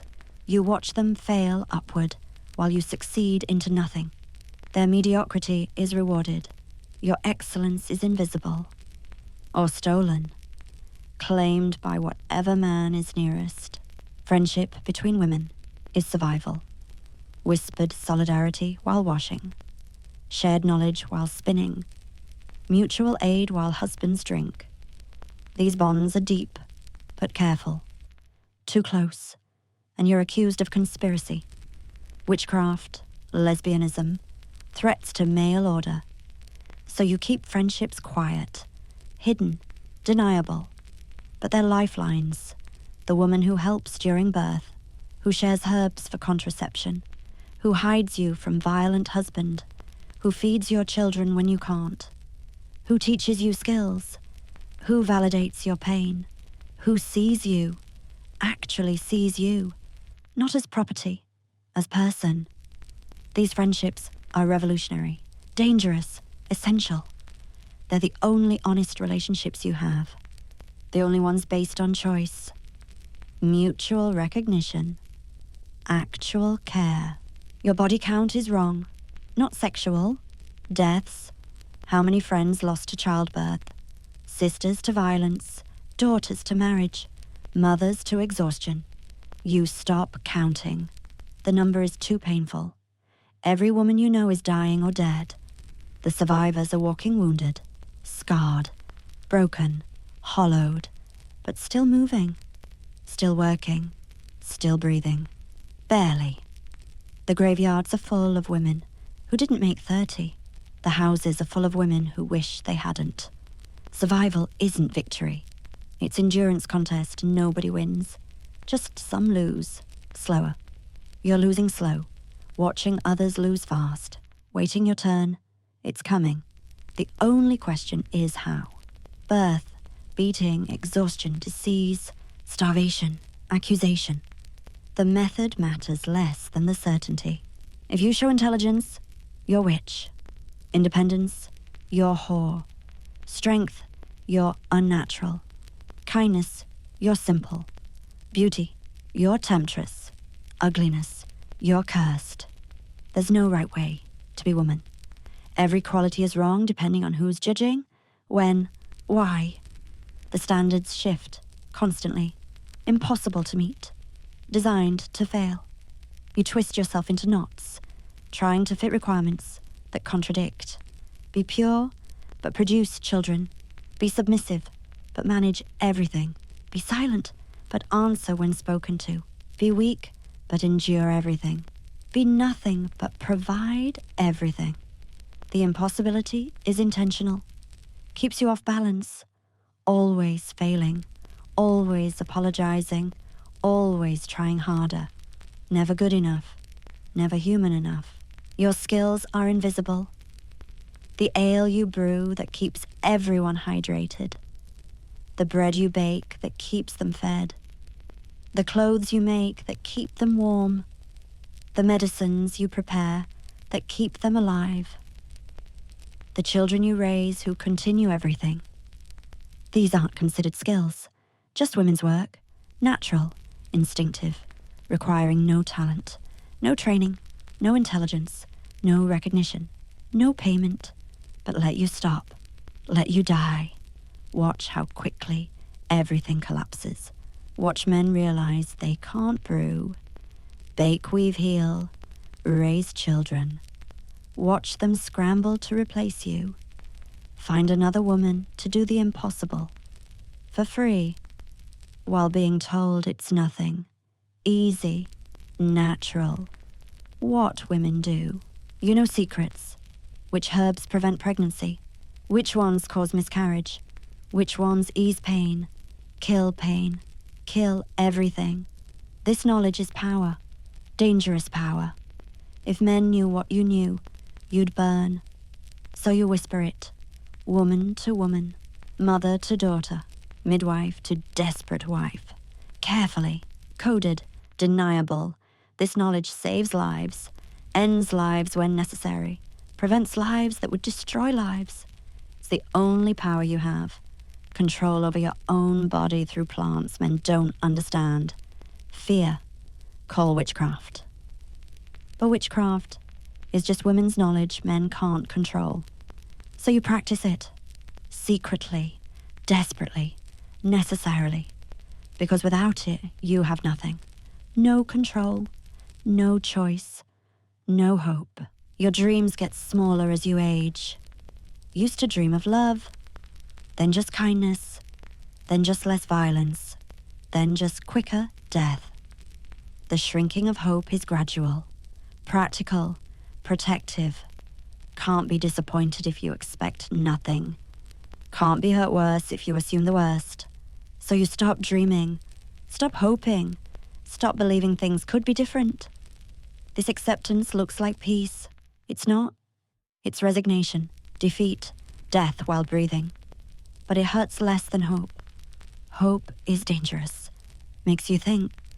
Want to try. Better to expect nothing. Receive nothing. Die expecting nothing more. This is wisdom in medieval times. The wisdom of oppressed, broken, discarded, but still breathing, still working, still serving. You can't own property, but your property. Can't make contracts, but are contracted in marriage. Can't represent yourself, but are represented as witch. Can't speak publicly, but are publicly shamed.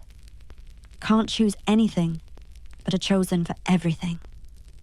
The contradictions are maddening. You're nothing and everything simultaneously, worthless and essential, invisible and surveilled, silent and gossiped about. The cognitive dissonance breaks minds, yours included. How can you be so important to control, but so unimportant to consider? So dangerous to educate, but so stupid to ignore.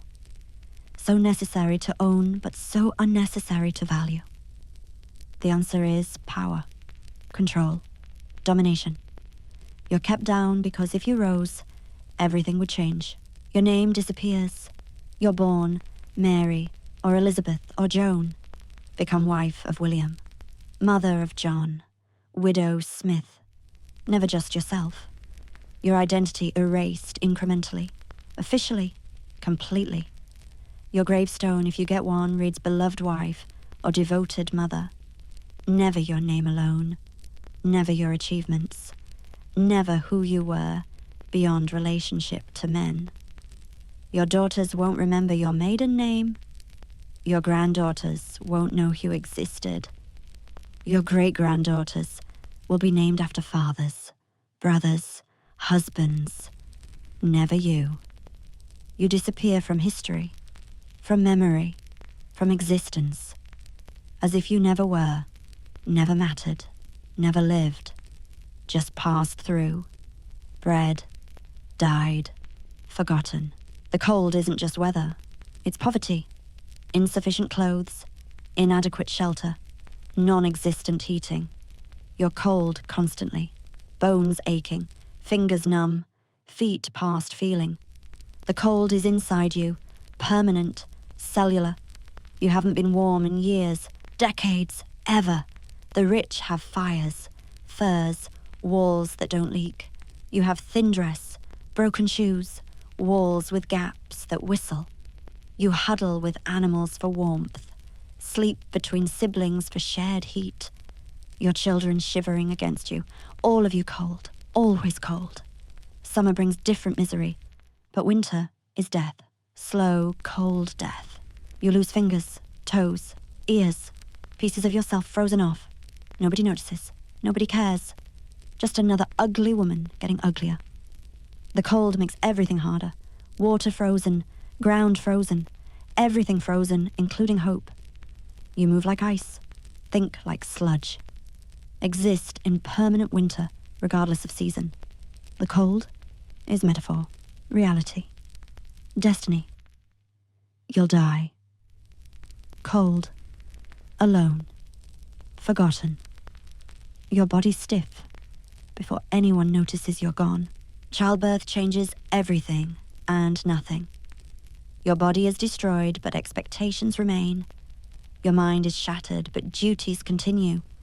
Your spirit breaks, but service is required. You're a different person after first birth. Aged decade in hours. Understand mortality intimately. No pain, absolutely. But world doesn't acknowledge transformation. You're just woman who had baby. Natural, normal, nothing special. Billions do it. But those billions are traumatized, changed, damaged, walking wounded, pretending wholeness. Every mother is survivor of something that might have killed her. Should have killed her. Part of her did die. The girl, the hope, the possibility. What remains is function, purpose, duty. The mother who exists for others. Never herself. Never again. Your daughter's first blood is your failure. You've protected her poorly. She's woman now. Marketable. Vulnerable. Doomed. You prepare her with grim efficiency your mother showed you. The rags. The shame. The danger. The destiny. Watch light leave her eyes as understanding dawns. She's trapped now. Body betraying her monthly. Future decided. Dreams dying. You hold her while she cries. Remember your own terror. Want to comfort, but can't lie. It doesn't get better. Gets worse. Marriage, pregnancy, death. You dress it prettily. God's plan, woman's purpose, natural order. But she sees through pretty words to ugly truth. She's cursed. You cursed her by birthing her female. Both of you trapped by biology, neither chose. The animals live better, fed regularly, sheltered adequately, bred deliberately, valued for production. When sick, treated. When old, killed quickly. You envy them. Their suffering has limits, purpose, end. Yours is boundless, meaningless, eternal. You're worth less than cow who gives milk, chicken who lays eggs, horse who pulls cart. They have value. You have duty. They're maintained for function. You function without maintenance. They're replaced when broken. You break, but keep working. The farmer tends his animals carefully. Investment, property with value. His wife, she tends herself. Or doesn't. Dies. Replaced. Another woman. Interchangeable. Worthless. The animals matter more. Your body keeps score. Every pregnancy leaves scars. Every beating leaves marks. Every rape leaves damage. Every labor leaves ruins. Your body is map of violence, archive of abuse, testament to endurance. But nobody reads it, sees it, acknowledges it. Your scars are invisible. Your pain is private. Your damage is your problem. You carry history in flesh, bones that broke, organs that fell, muscles that tore, infections that spread. But you're just ugly old woman, not warrior, not survivor, not monument to human endurance, just used up female, worn out, worthless, discarded. Your body tells story nobody wants to hear. So it remains unread, unrecognized, unknown. You know you could do better. Run household more efficiently than husband runs business. Raise children better than church raises souls. Heal better than doctors kill. Lead better than lords waste. Create better than artists imitate. Think better than scholars recite. But you'll never prove it, never get chance, never be allowed. This knowing, without showing, is special torture. Watching incompetence, rewarded while your competence is invisible. Seeing stupidity elevated, while your intelligence is denied. Observing failure after failure, you could prevent, but can't. The frustration is consuming, corrosive, maddening. You know you're better, they know you're nothing. The gap between reality and recognition is where madness lives. Your husband's death brings different slavery. If young, remarriage immediately. New owner, same cage, different key. If old, dependency on sons who see burden, brothers-in-law who see opportunity, church that sees servant. You're never free, just transferred between masters. The brief window between owners is terrifying freedom. Days, maybe weeks, where you exist unclaimed, make decisions, feel human. Then reality returns. New marriage contract, new submission, new violence, or slow starvation as unwanted widow. Either way, you lose.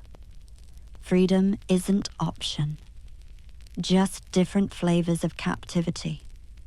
You taste them all eventually. You teach daughters survival, not living. How to endure, not thrive. How to submit, not resist. How to suffer, not escape. Every lesson breaks your heart. You're programming them for same prison. But what else? Teaching them resistance means death. Hope means disappointment. Dreams mean destruction. So you teach them reality, brutal, unchangeable, inescapable. Make them strong enough to endure, broken enough to submit, smart enough to survive, stupid enough to accept. The balance is impossible. You fail constantly. Make them too strong, they're unmarriageable. Too weak, they die quickly. Too smart, they're witches. Too stupid, they're worthless. You can't win. They can't win. Nobody wins. Your pregnancy is public property. Everyone has opinions, advice, predictions, judgments. Your body becomes communal. Strangers touch your belly, comment on size, guess gender, prescribe behaviors. You must eat this, avoid that, sleep thus, walk so, pray specifically. Your autonomy disappears completely. Your vessel carrying future that belongs to everyone except you. The baby is husband's heir, family's continuation, Lord's future subject, church's future soul. Never just yours, never primarily yours. Your temporary container for permanent property, expendable packaging for valuable contents. If choosing between you and baby becomes necessary, choice is obvious. Baby matters. You don't. The violence is casual, thoughtless, automatic, Slap for speaking, punch for looking, kick for existing wrong. It's not personal, just maintenance, discipline, training, like beating horse that won't move, dog that won't obey, your animal requiring correction. The violence isn't passionate. It's procedural, administrative, boring even. He hits you like he'd hit furniture that annoyed him, without thought, without consequence, without memory.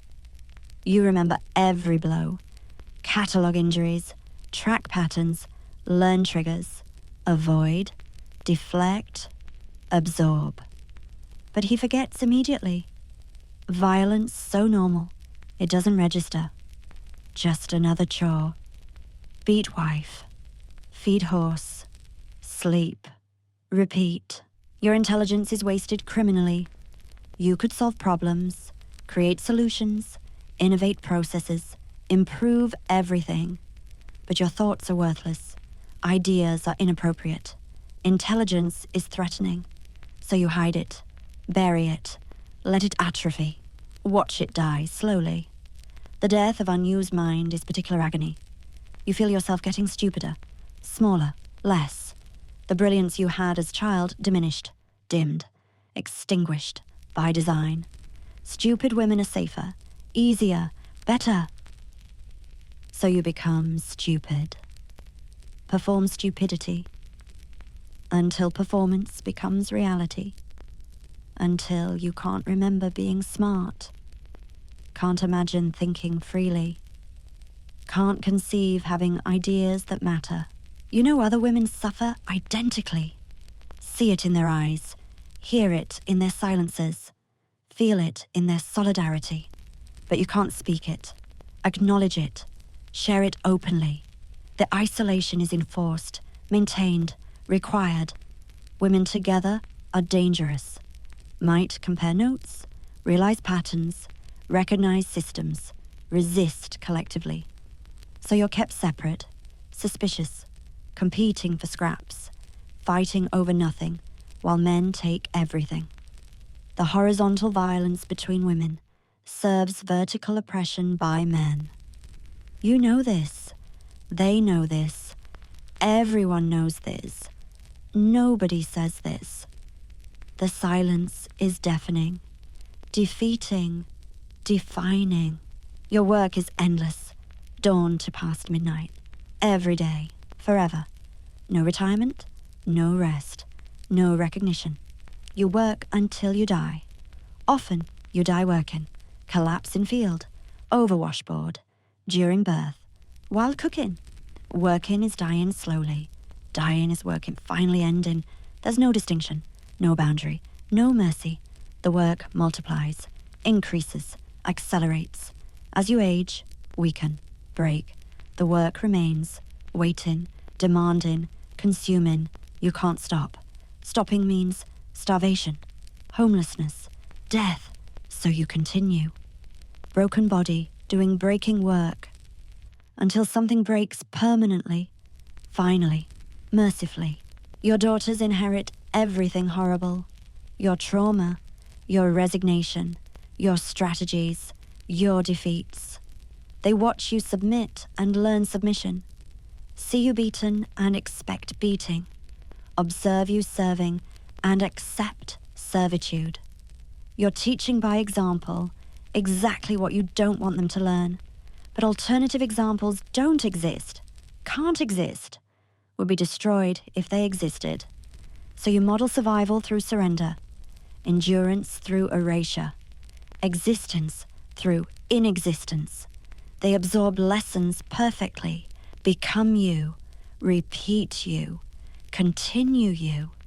The cycle is perfect, unbreakable, eternal, mother to daughter, suffering to suffering, death to death.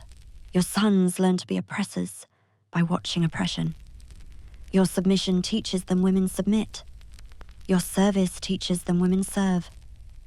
Your silence teaches them women don't matter. They learn young, early, completely. By 5, they're commanding you. By 10, dismissing you. By 15, replacing you with wives they'll treat identically.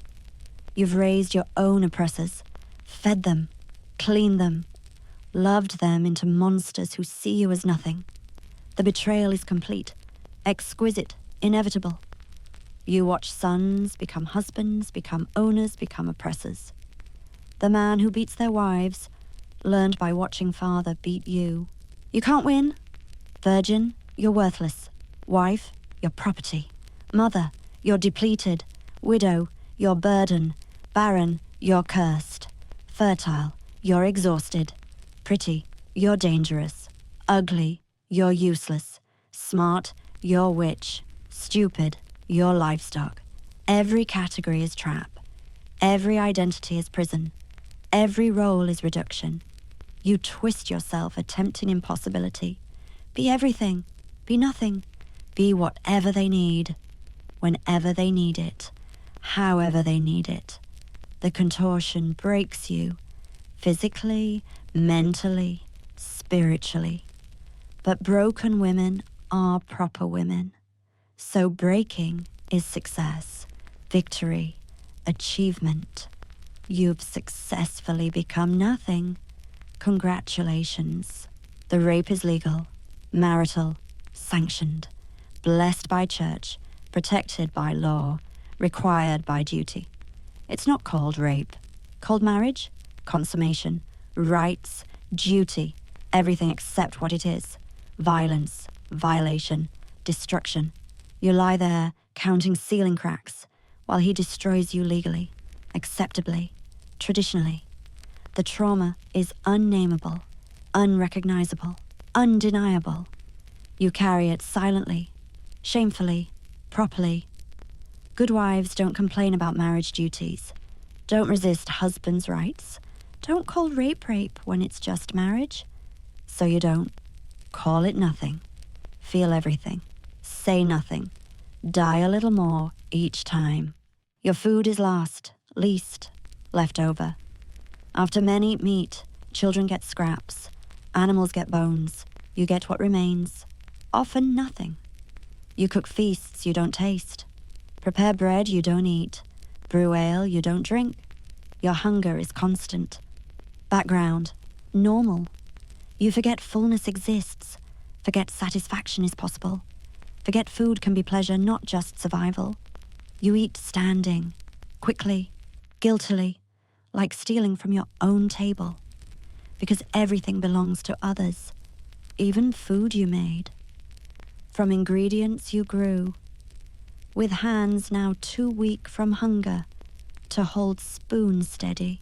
The beating is teaching moment. For children, they watch father discipline mother, learn this is marriage, normal, expected, proper. Sons learn they'll beat, daughters learn they'll be beaten. Everyone learns women deserve violence, require it, need correction, discipline, training. The beating is public education, demonstration, lesson. Your teaching aid, visual example, practical demonstration of proper gender roles. Your bruise is a textbook, your tears a curriculum. Your submission is final exam, everyone passes. The children watch carefully, learn completely, will repeat perfectly. The beating isn't just violence. It's cultural transmission, generational education, social reproduction. You know you're dying young. Feel it in bones that ache constantly, organs that fail progressively, spirit that diminishes daily. You're dying, but can't stop working, can't rest, can't heal, can't escape. The dying is slow, incremental, certain. You watch other women die young, learn the signs, recognize the stages, see them in yourself. The exhaustion that becomes permanent, the pain that becomes constant, the bleeding that won't stop, the infections that won't heal, the hope that dies first, then body follows. You're dying at 25, 30 if lucky. 35 is ancient, 40 is impossible. This isn't life. It's extended death, prolonged dying, stretched suffering.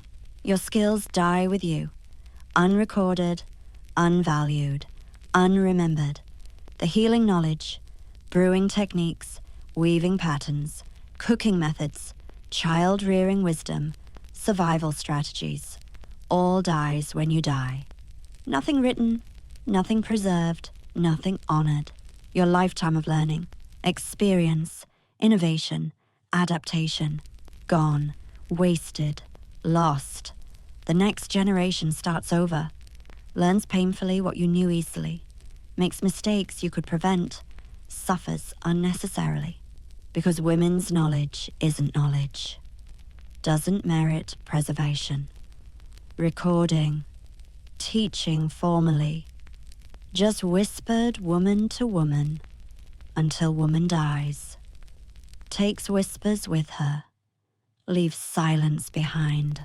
You see girls playing and mourn their futures. Watch them laugh, knowing it's temporary. See them run knowing they'll be hobbled. Observe their hope knowing it'll be crushed. Want to warn them, prepare them, save them, but can't. They need these moments. Brief childhood, fleeting freedom, temporary joy, before reality arrives, marriage contracts, monthly bleeding, pregnancy, violence, death. Let them play, pretend, dream, while they can, before they can't, before they become you. Another woman, mourning girls playing. The cycle is visible, predictable, preventable if world was different. But world isn't different, won't be different, can't be different. So girls play briefly, then die slowly. Your husband's mistress lives better, gets gentleness you've never known, gifts you'll never receive, leisure you'll never experience, affection you'll never feel. You serve her meals, wash her clothes, raise her bastards alongside your legitimate children who matter less because she matters more. The humiliation is complete, public, accepted. You're supposed to be grateful. She takes his violence, absorbs his lust, gives you respite, peace, recovery time. But watching him capable of kindness, just not with you, is special torture. Knowing gentleness exists, but not for wives, for whores, who aren't whores, just women who negotiated better, got paid, maintained autonomy, chose their chains. The children you lose haunt you, miscarriages, stillbirths, infant deaths, childhood diseases, accidents, murders disguised as discipline. You carry ghost children. Remember their weight, their possibilities, their almost existence, but can't mourn properly, must continue, work through grief, serve through sorrow, produce replacement children, better children, living children, male children. The losses accumulate, compound, calcify, into weight you carry forever, invisible burden, unacknowledged pain, unmournable deaths.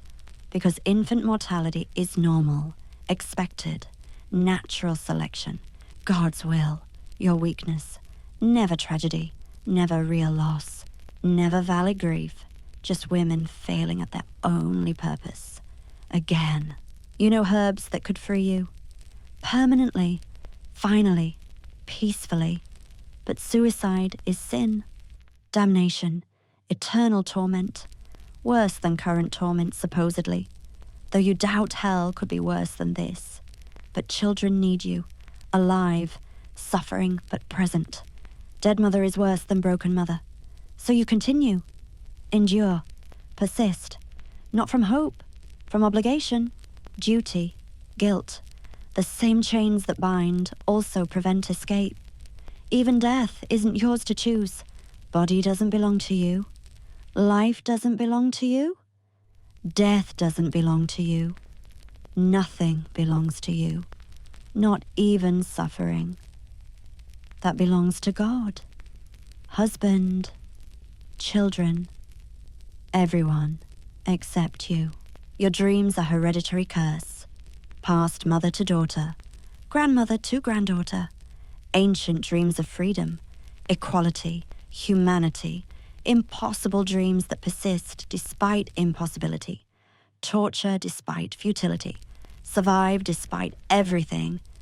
These dreams are genetic, cellular, inherited like eye color, height, tendency towards certain diseases.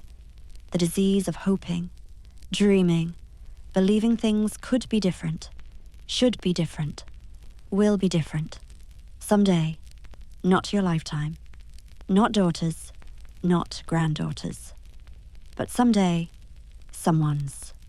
The dreams survive even when dreamers don't, hidden in lullabies, sewn into quilts, whispered during labor, preserved in tears, transmitted through breast milk, inherited through suffering, preserved through persistence. The church bells mark time you don't have, ring for prayers you're too exhausted to pray, announce feast days you won't feast, celebrate saints who were mostly virgin martyrs, dead women who refused men, only acceptable female saints. The bells ring for births of sons, marriages of daughters, deaths of everyone, but mostly they ring to remind you God is watching, judging, finding you lacking, sinful, fallen, failed. The bells are auditory chains, sonic surveillance, acoustic oppression. You can't escape their sound. Judgment, condemnation. They ring through labor pains, through beatings, through rapes, through deaths. Constant reminder that even God thinks you deserve this. You're never alone, but always lonely. Surrounded by people who don't see you, family who uses you, community that judges you, church that condemns you, but never seen, known, recognized, valued, loved. The loneliness is existential, cellular, complete. You're alone in crowd, marriage, motherhood, life, death.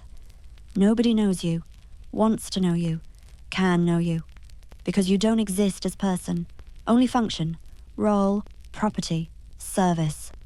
The loneliness is designed, intentional, functional. Lonely women don't organize, resist, revolt.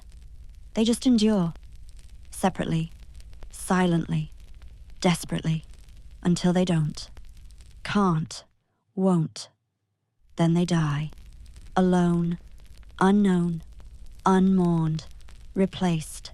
Your mother's ghost lives in your movements, her resignation in your shoulders, her exhaustion in your eyes, her defeat in your voice. You've become her, despite swearing you wouldn't. But the becoming was inevitable, forced, systematic. You had no choice, no options, no alternatives, just repetition, recreation, reincarnation. You are her. She was her mother. Who was her mother? Back through generations of women becoming their mothers, suffering identically, dying repeatedly, never escaping, never changing, never breaking free. The chain is unbroken, unbreakable, eternal, mother to daughter, ghost to ghost, death to death. You count griefs like rosary beads, lost children, lost dreams, lost self, lost hope, lost health, lost youth, lost possibility, lost humanity. The losses accumulate, compound, overwhelm, drown, but you can't stop counting, can't stop losing, can't stop grieving. Even when grief becomes background, white noise, ambient suffering, atmospheric despair, you breathe grief, swallow grief, birth grief, live grief, become grief, until you can't distinguish between self and sorrow, between existence and suffering, between living and grieving. They're identical, inseparable, indistinguishable. The marketplace is humiliation. You sell what you make for prices that insult. Textiles that took months, ale that took weeks, cheese that took seasons. For pennies, fractions, nothing. While men sell equivalent work for real money, your work is worth less because you did it. Female labor is inherently devalued, regardless of quality, skill, time, effort, excellence. If woman made it, it's worth less. The economic discrimination is absolute, systematic, inescapable. You can't earn living wage, can't support yourself, can't achieve independence through work. Because your work is categorically worthless. Like you, your reputation is everything and nothing. Fragile as glass, worthless as dirt. One rumor destroys you. One accusation ends you. One mistake defines you. Forever. Irreversibly. Completely. But perfect reputation still means nothing. Still property. Still worthless. Still disposable. You guard reputation desperately knowing it's meaningless. But without it, you have even less. Without reputation, you're not even good property. Just bad property. Damaged goods. Unmarriageable. Unemployable. Killable. So you protect what doesn't protect you. Maintain what doesn't maintain you. Preserve what doesn't preserve you. You watch men fail upward while you succeed nowhere. Their mistakes are learning experiences. Yours are proof of female inadequacy. Their violence is passion. Yours is hysteria. Their anger is righteous. Yours is shrewish. Their ambition is admirable. Yours is unnatural. Their mediocrity is acceptable. Your excellence is invisible. They advance through connections. You connect through servitude. They inherit through birthright. You inherit nothing. They own through existing. You exist through being owned. The unfairness is breathtaking, systematic, absolute. Your prayers are desperate negotiations with indifferent God. Please let this pregnancy kill me. Please let this baby live. Please make him hit less hard. Please make the bread last. Please make the pain stop. Please make it quick. But God doesn't answer. Never answers. Or answers with more suffering, more pregnancies, more violence, more hunger, more pain, more slow death. You begin to think God hates women, specifically, intentionally, personally. Why else would he design this system, allow this suffering, demand this submission, require this destruction? God is either cruel or absent. Either way, prayers are pointless. But you pray anyway. What else is there? You know exactly how you'll die. Seen it enough times. The fever that doesn't break, the bleeding that won't stop, the infection that spreads, the exhaustion that becomes permanent, the violence that goes too far, the accusation that sticks, the pregnancy that kills. You know the signs. Recognize the stages. Feel them beginning. The dying has already started. You're just waiting for it to finish, complete, conclude. The only surprise is timing. Will it be this birth or next? This winter or next? This beating or next? But it's coming. Soon. Certainly. Inevitably. Your final thoughts won't be peaceful, won't be about love, family, God, beauty, life. They'll be about work unfinished, children unfed, tasks undone, duties failed. You'll die worried about everyone except yourself. Die thinking about what you didn't complete, couldn't accomplish, failed to provide. Your last breath will be apology for dying, inconveniencing, abandoning responsibilities, failing again, finally, permanently. Even death will be your fault, your failure, your inadequacy. You couldn't even stay alive properly, couldn't endure enough, couldn't suffer sufficiently. Death is just ultimate failure to serve, the The silence after you die is immediate, complete, permanent. Nobody speaks your name, records your story, mourns your loss, remembers your existence. You vanish like you never were, never mattered, never lived. Your replacement is already arranged. Younger, stronger, not yet broken. She'll sleep in your bed, wear your clothes, raise your children, serve your husband, die your death. The transition is seamless, effortless, forgettable.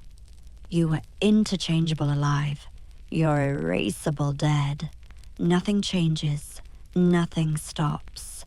Nothing notices. The world continues exactly as before, because you were nothing, are nothing, will always be nothing. But you were everything. Everything that mattered. Everything that functioned. Everything that continued. Without you, nothing worked. Without women like you, civilization collapsed. You were the invisible foundation everything rested on. The unacknowledged labor that enabled everything. The uncompensated work that sustained everything. The uncredited creation that continued everything. You were never nothing.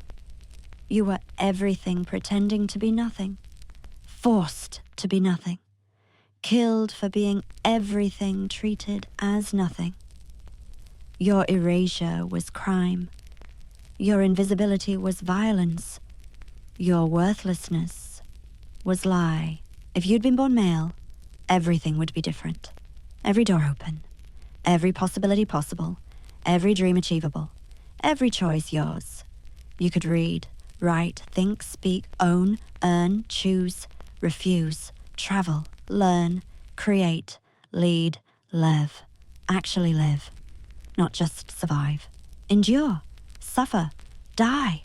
You could be human, whole, real, valued, free. The chromosome difference is cosmic injustice. Biological lottery that condemned half of humanity to slavery. For nothing. No reason. No logic. Just chromosomes, genitals, bodies.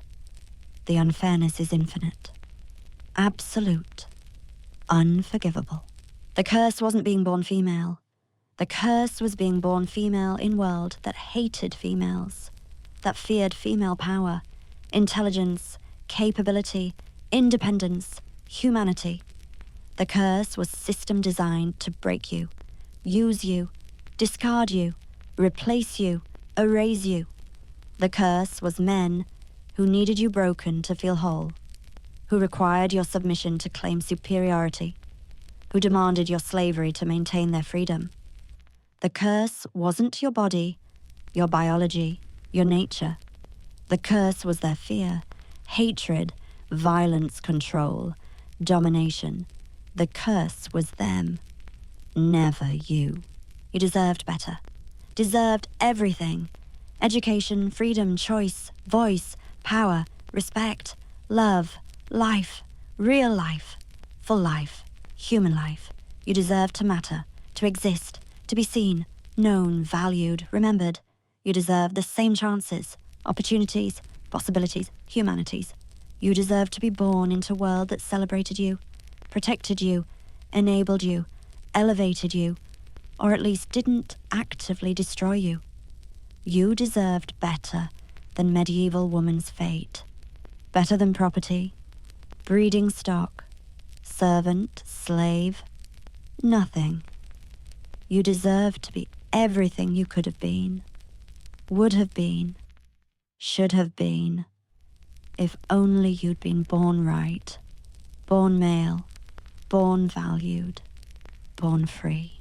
Tonight we've walked through the darkest chapter of human history. Not wars or plagues or famines, but the systematic destruction of half of humanity simply for being born female.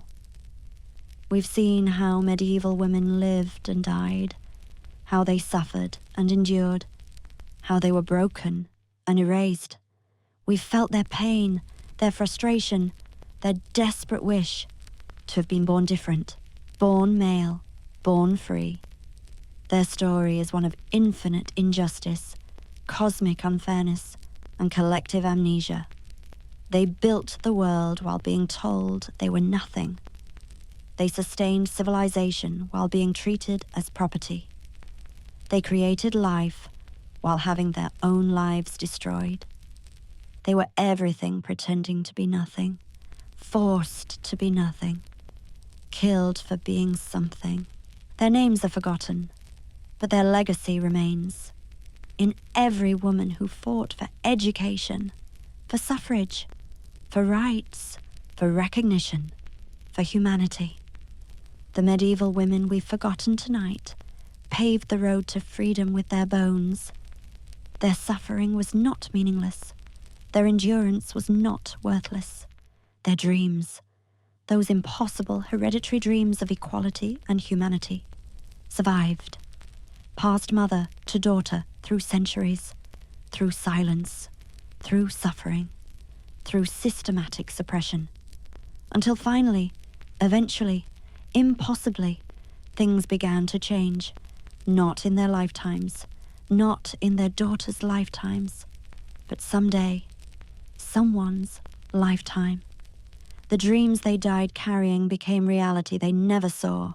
So tonight, as you lie in your warm bed, in your own room, with your own name, your own choices, your own life, remember them.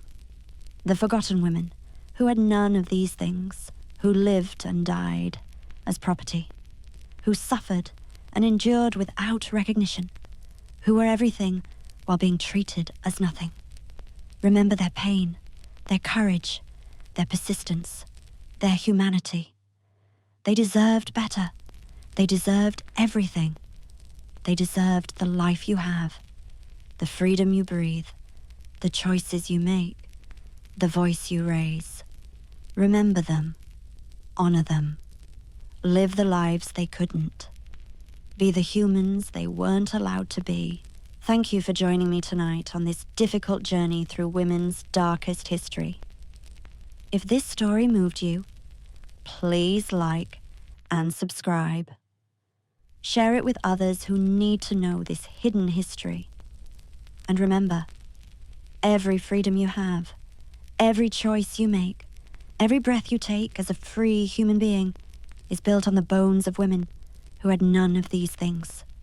Women who wished, desperately, hopelessly, impossibly, to have been born different, born male, born free, born human. Their wish was never granted, but their dreams, their impossible dreams, eventually came true. Not for them, but for you, for us, for daughters they never met, in worlds they couldn't imagine. Tonight, we remember them. Tomorrow, we honor them. Forever, we carry them. The forgotten women who were everything, who were never nothing, who were always, always human. Sweet dreams, and remember, history's darkest stories often carry tomorrow's brightest lights. The medieval women who suffered in silence speak to us across centuries, reminding us that progress is possible, change is real, and no injustice, no matter how ancient or absolute, lasts forever. Their curse has lifted, their dreams have materialized, their humanity, so long denied, is finally, fully recognized. Not everywhere, not completely, not permanently, but more than they ever dared imagine, more than they ever thought possible, more than they ever lived to see. Sleep well, knowing you live the life they died dreaming of. And maybe, just maybe, dream forward to the freedoms still to come, for daughters not yet born, in worlds not yet imagined, with possibilities not yet conceived.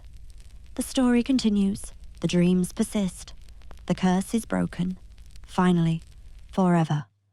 Rest now as they never could, free as they never were, human as they always deserved to be.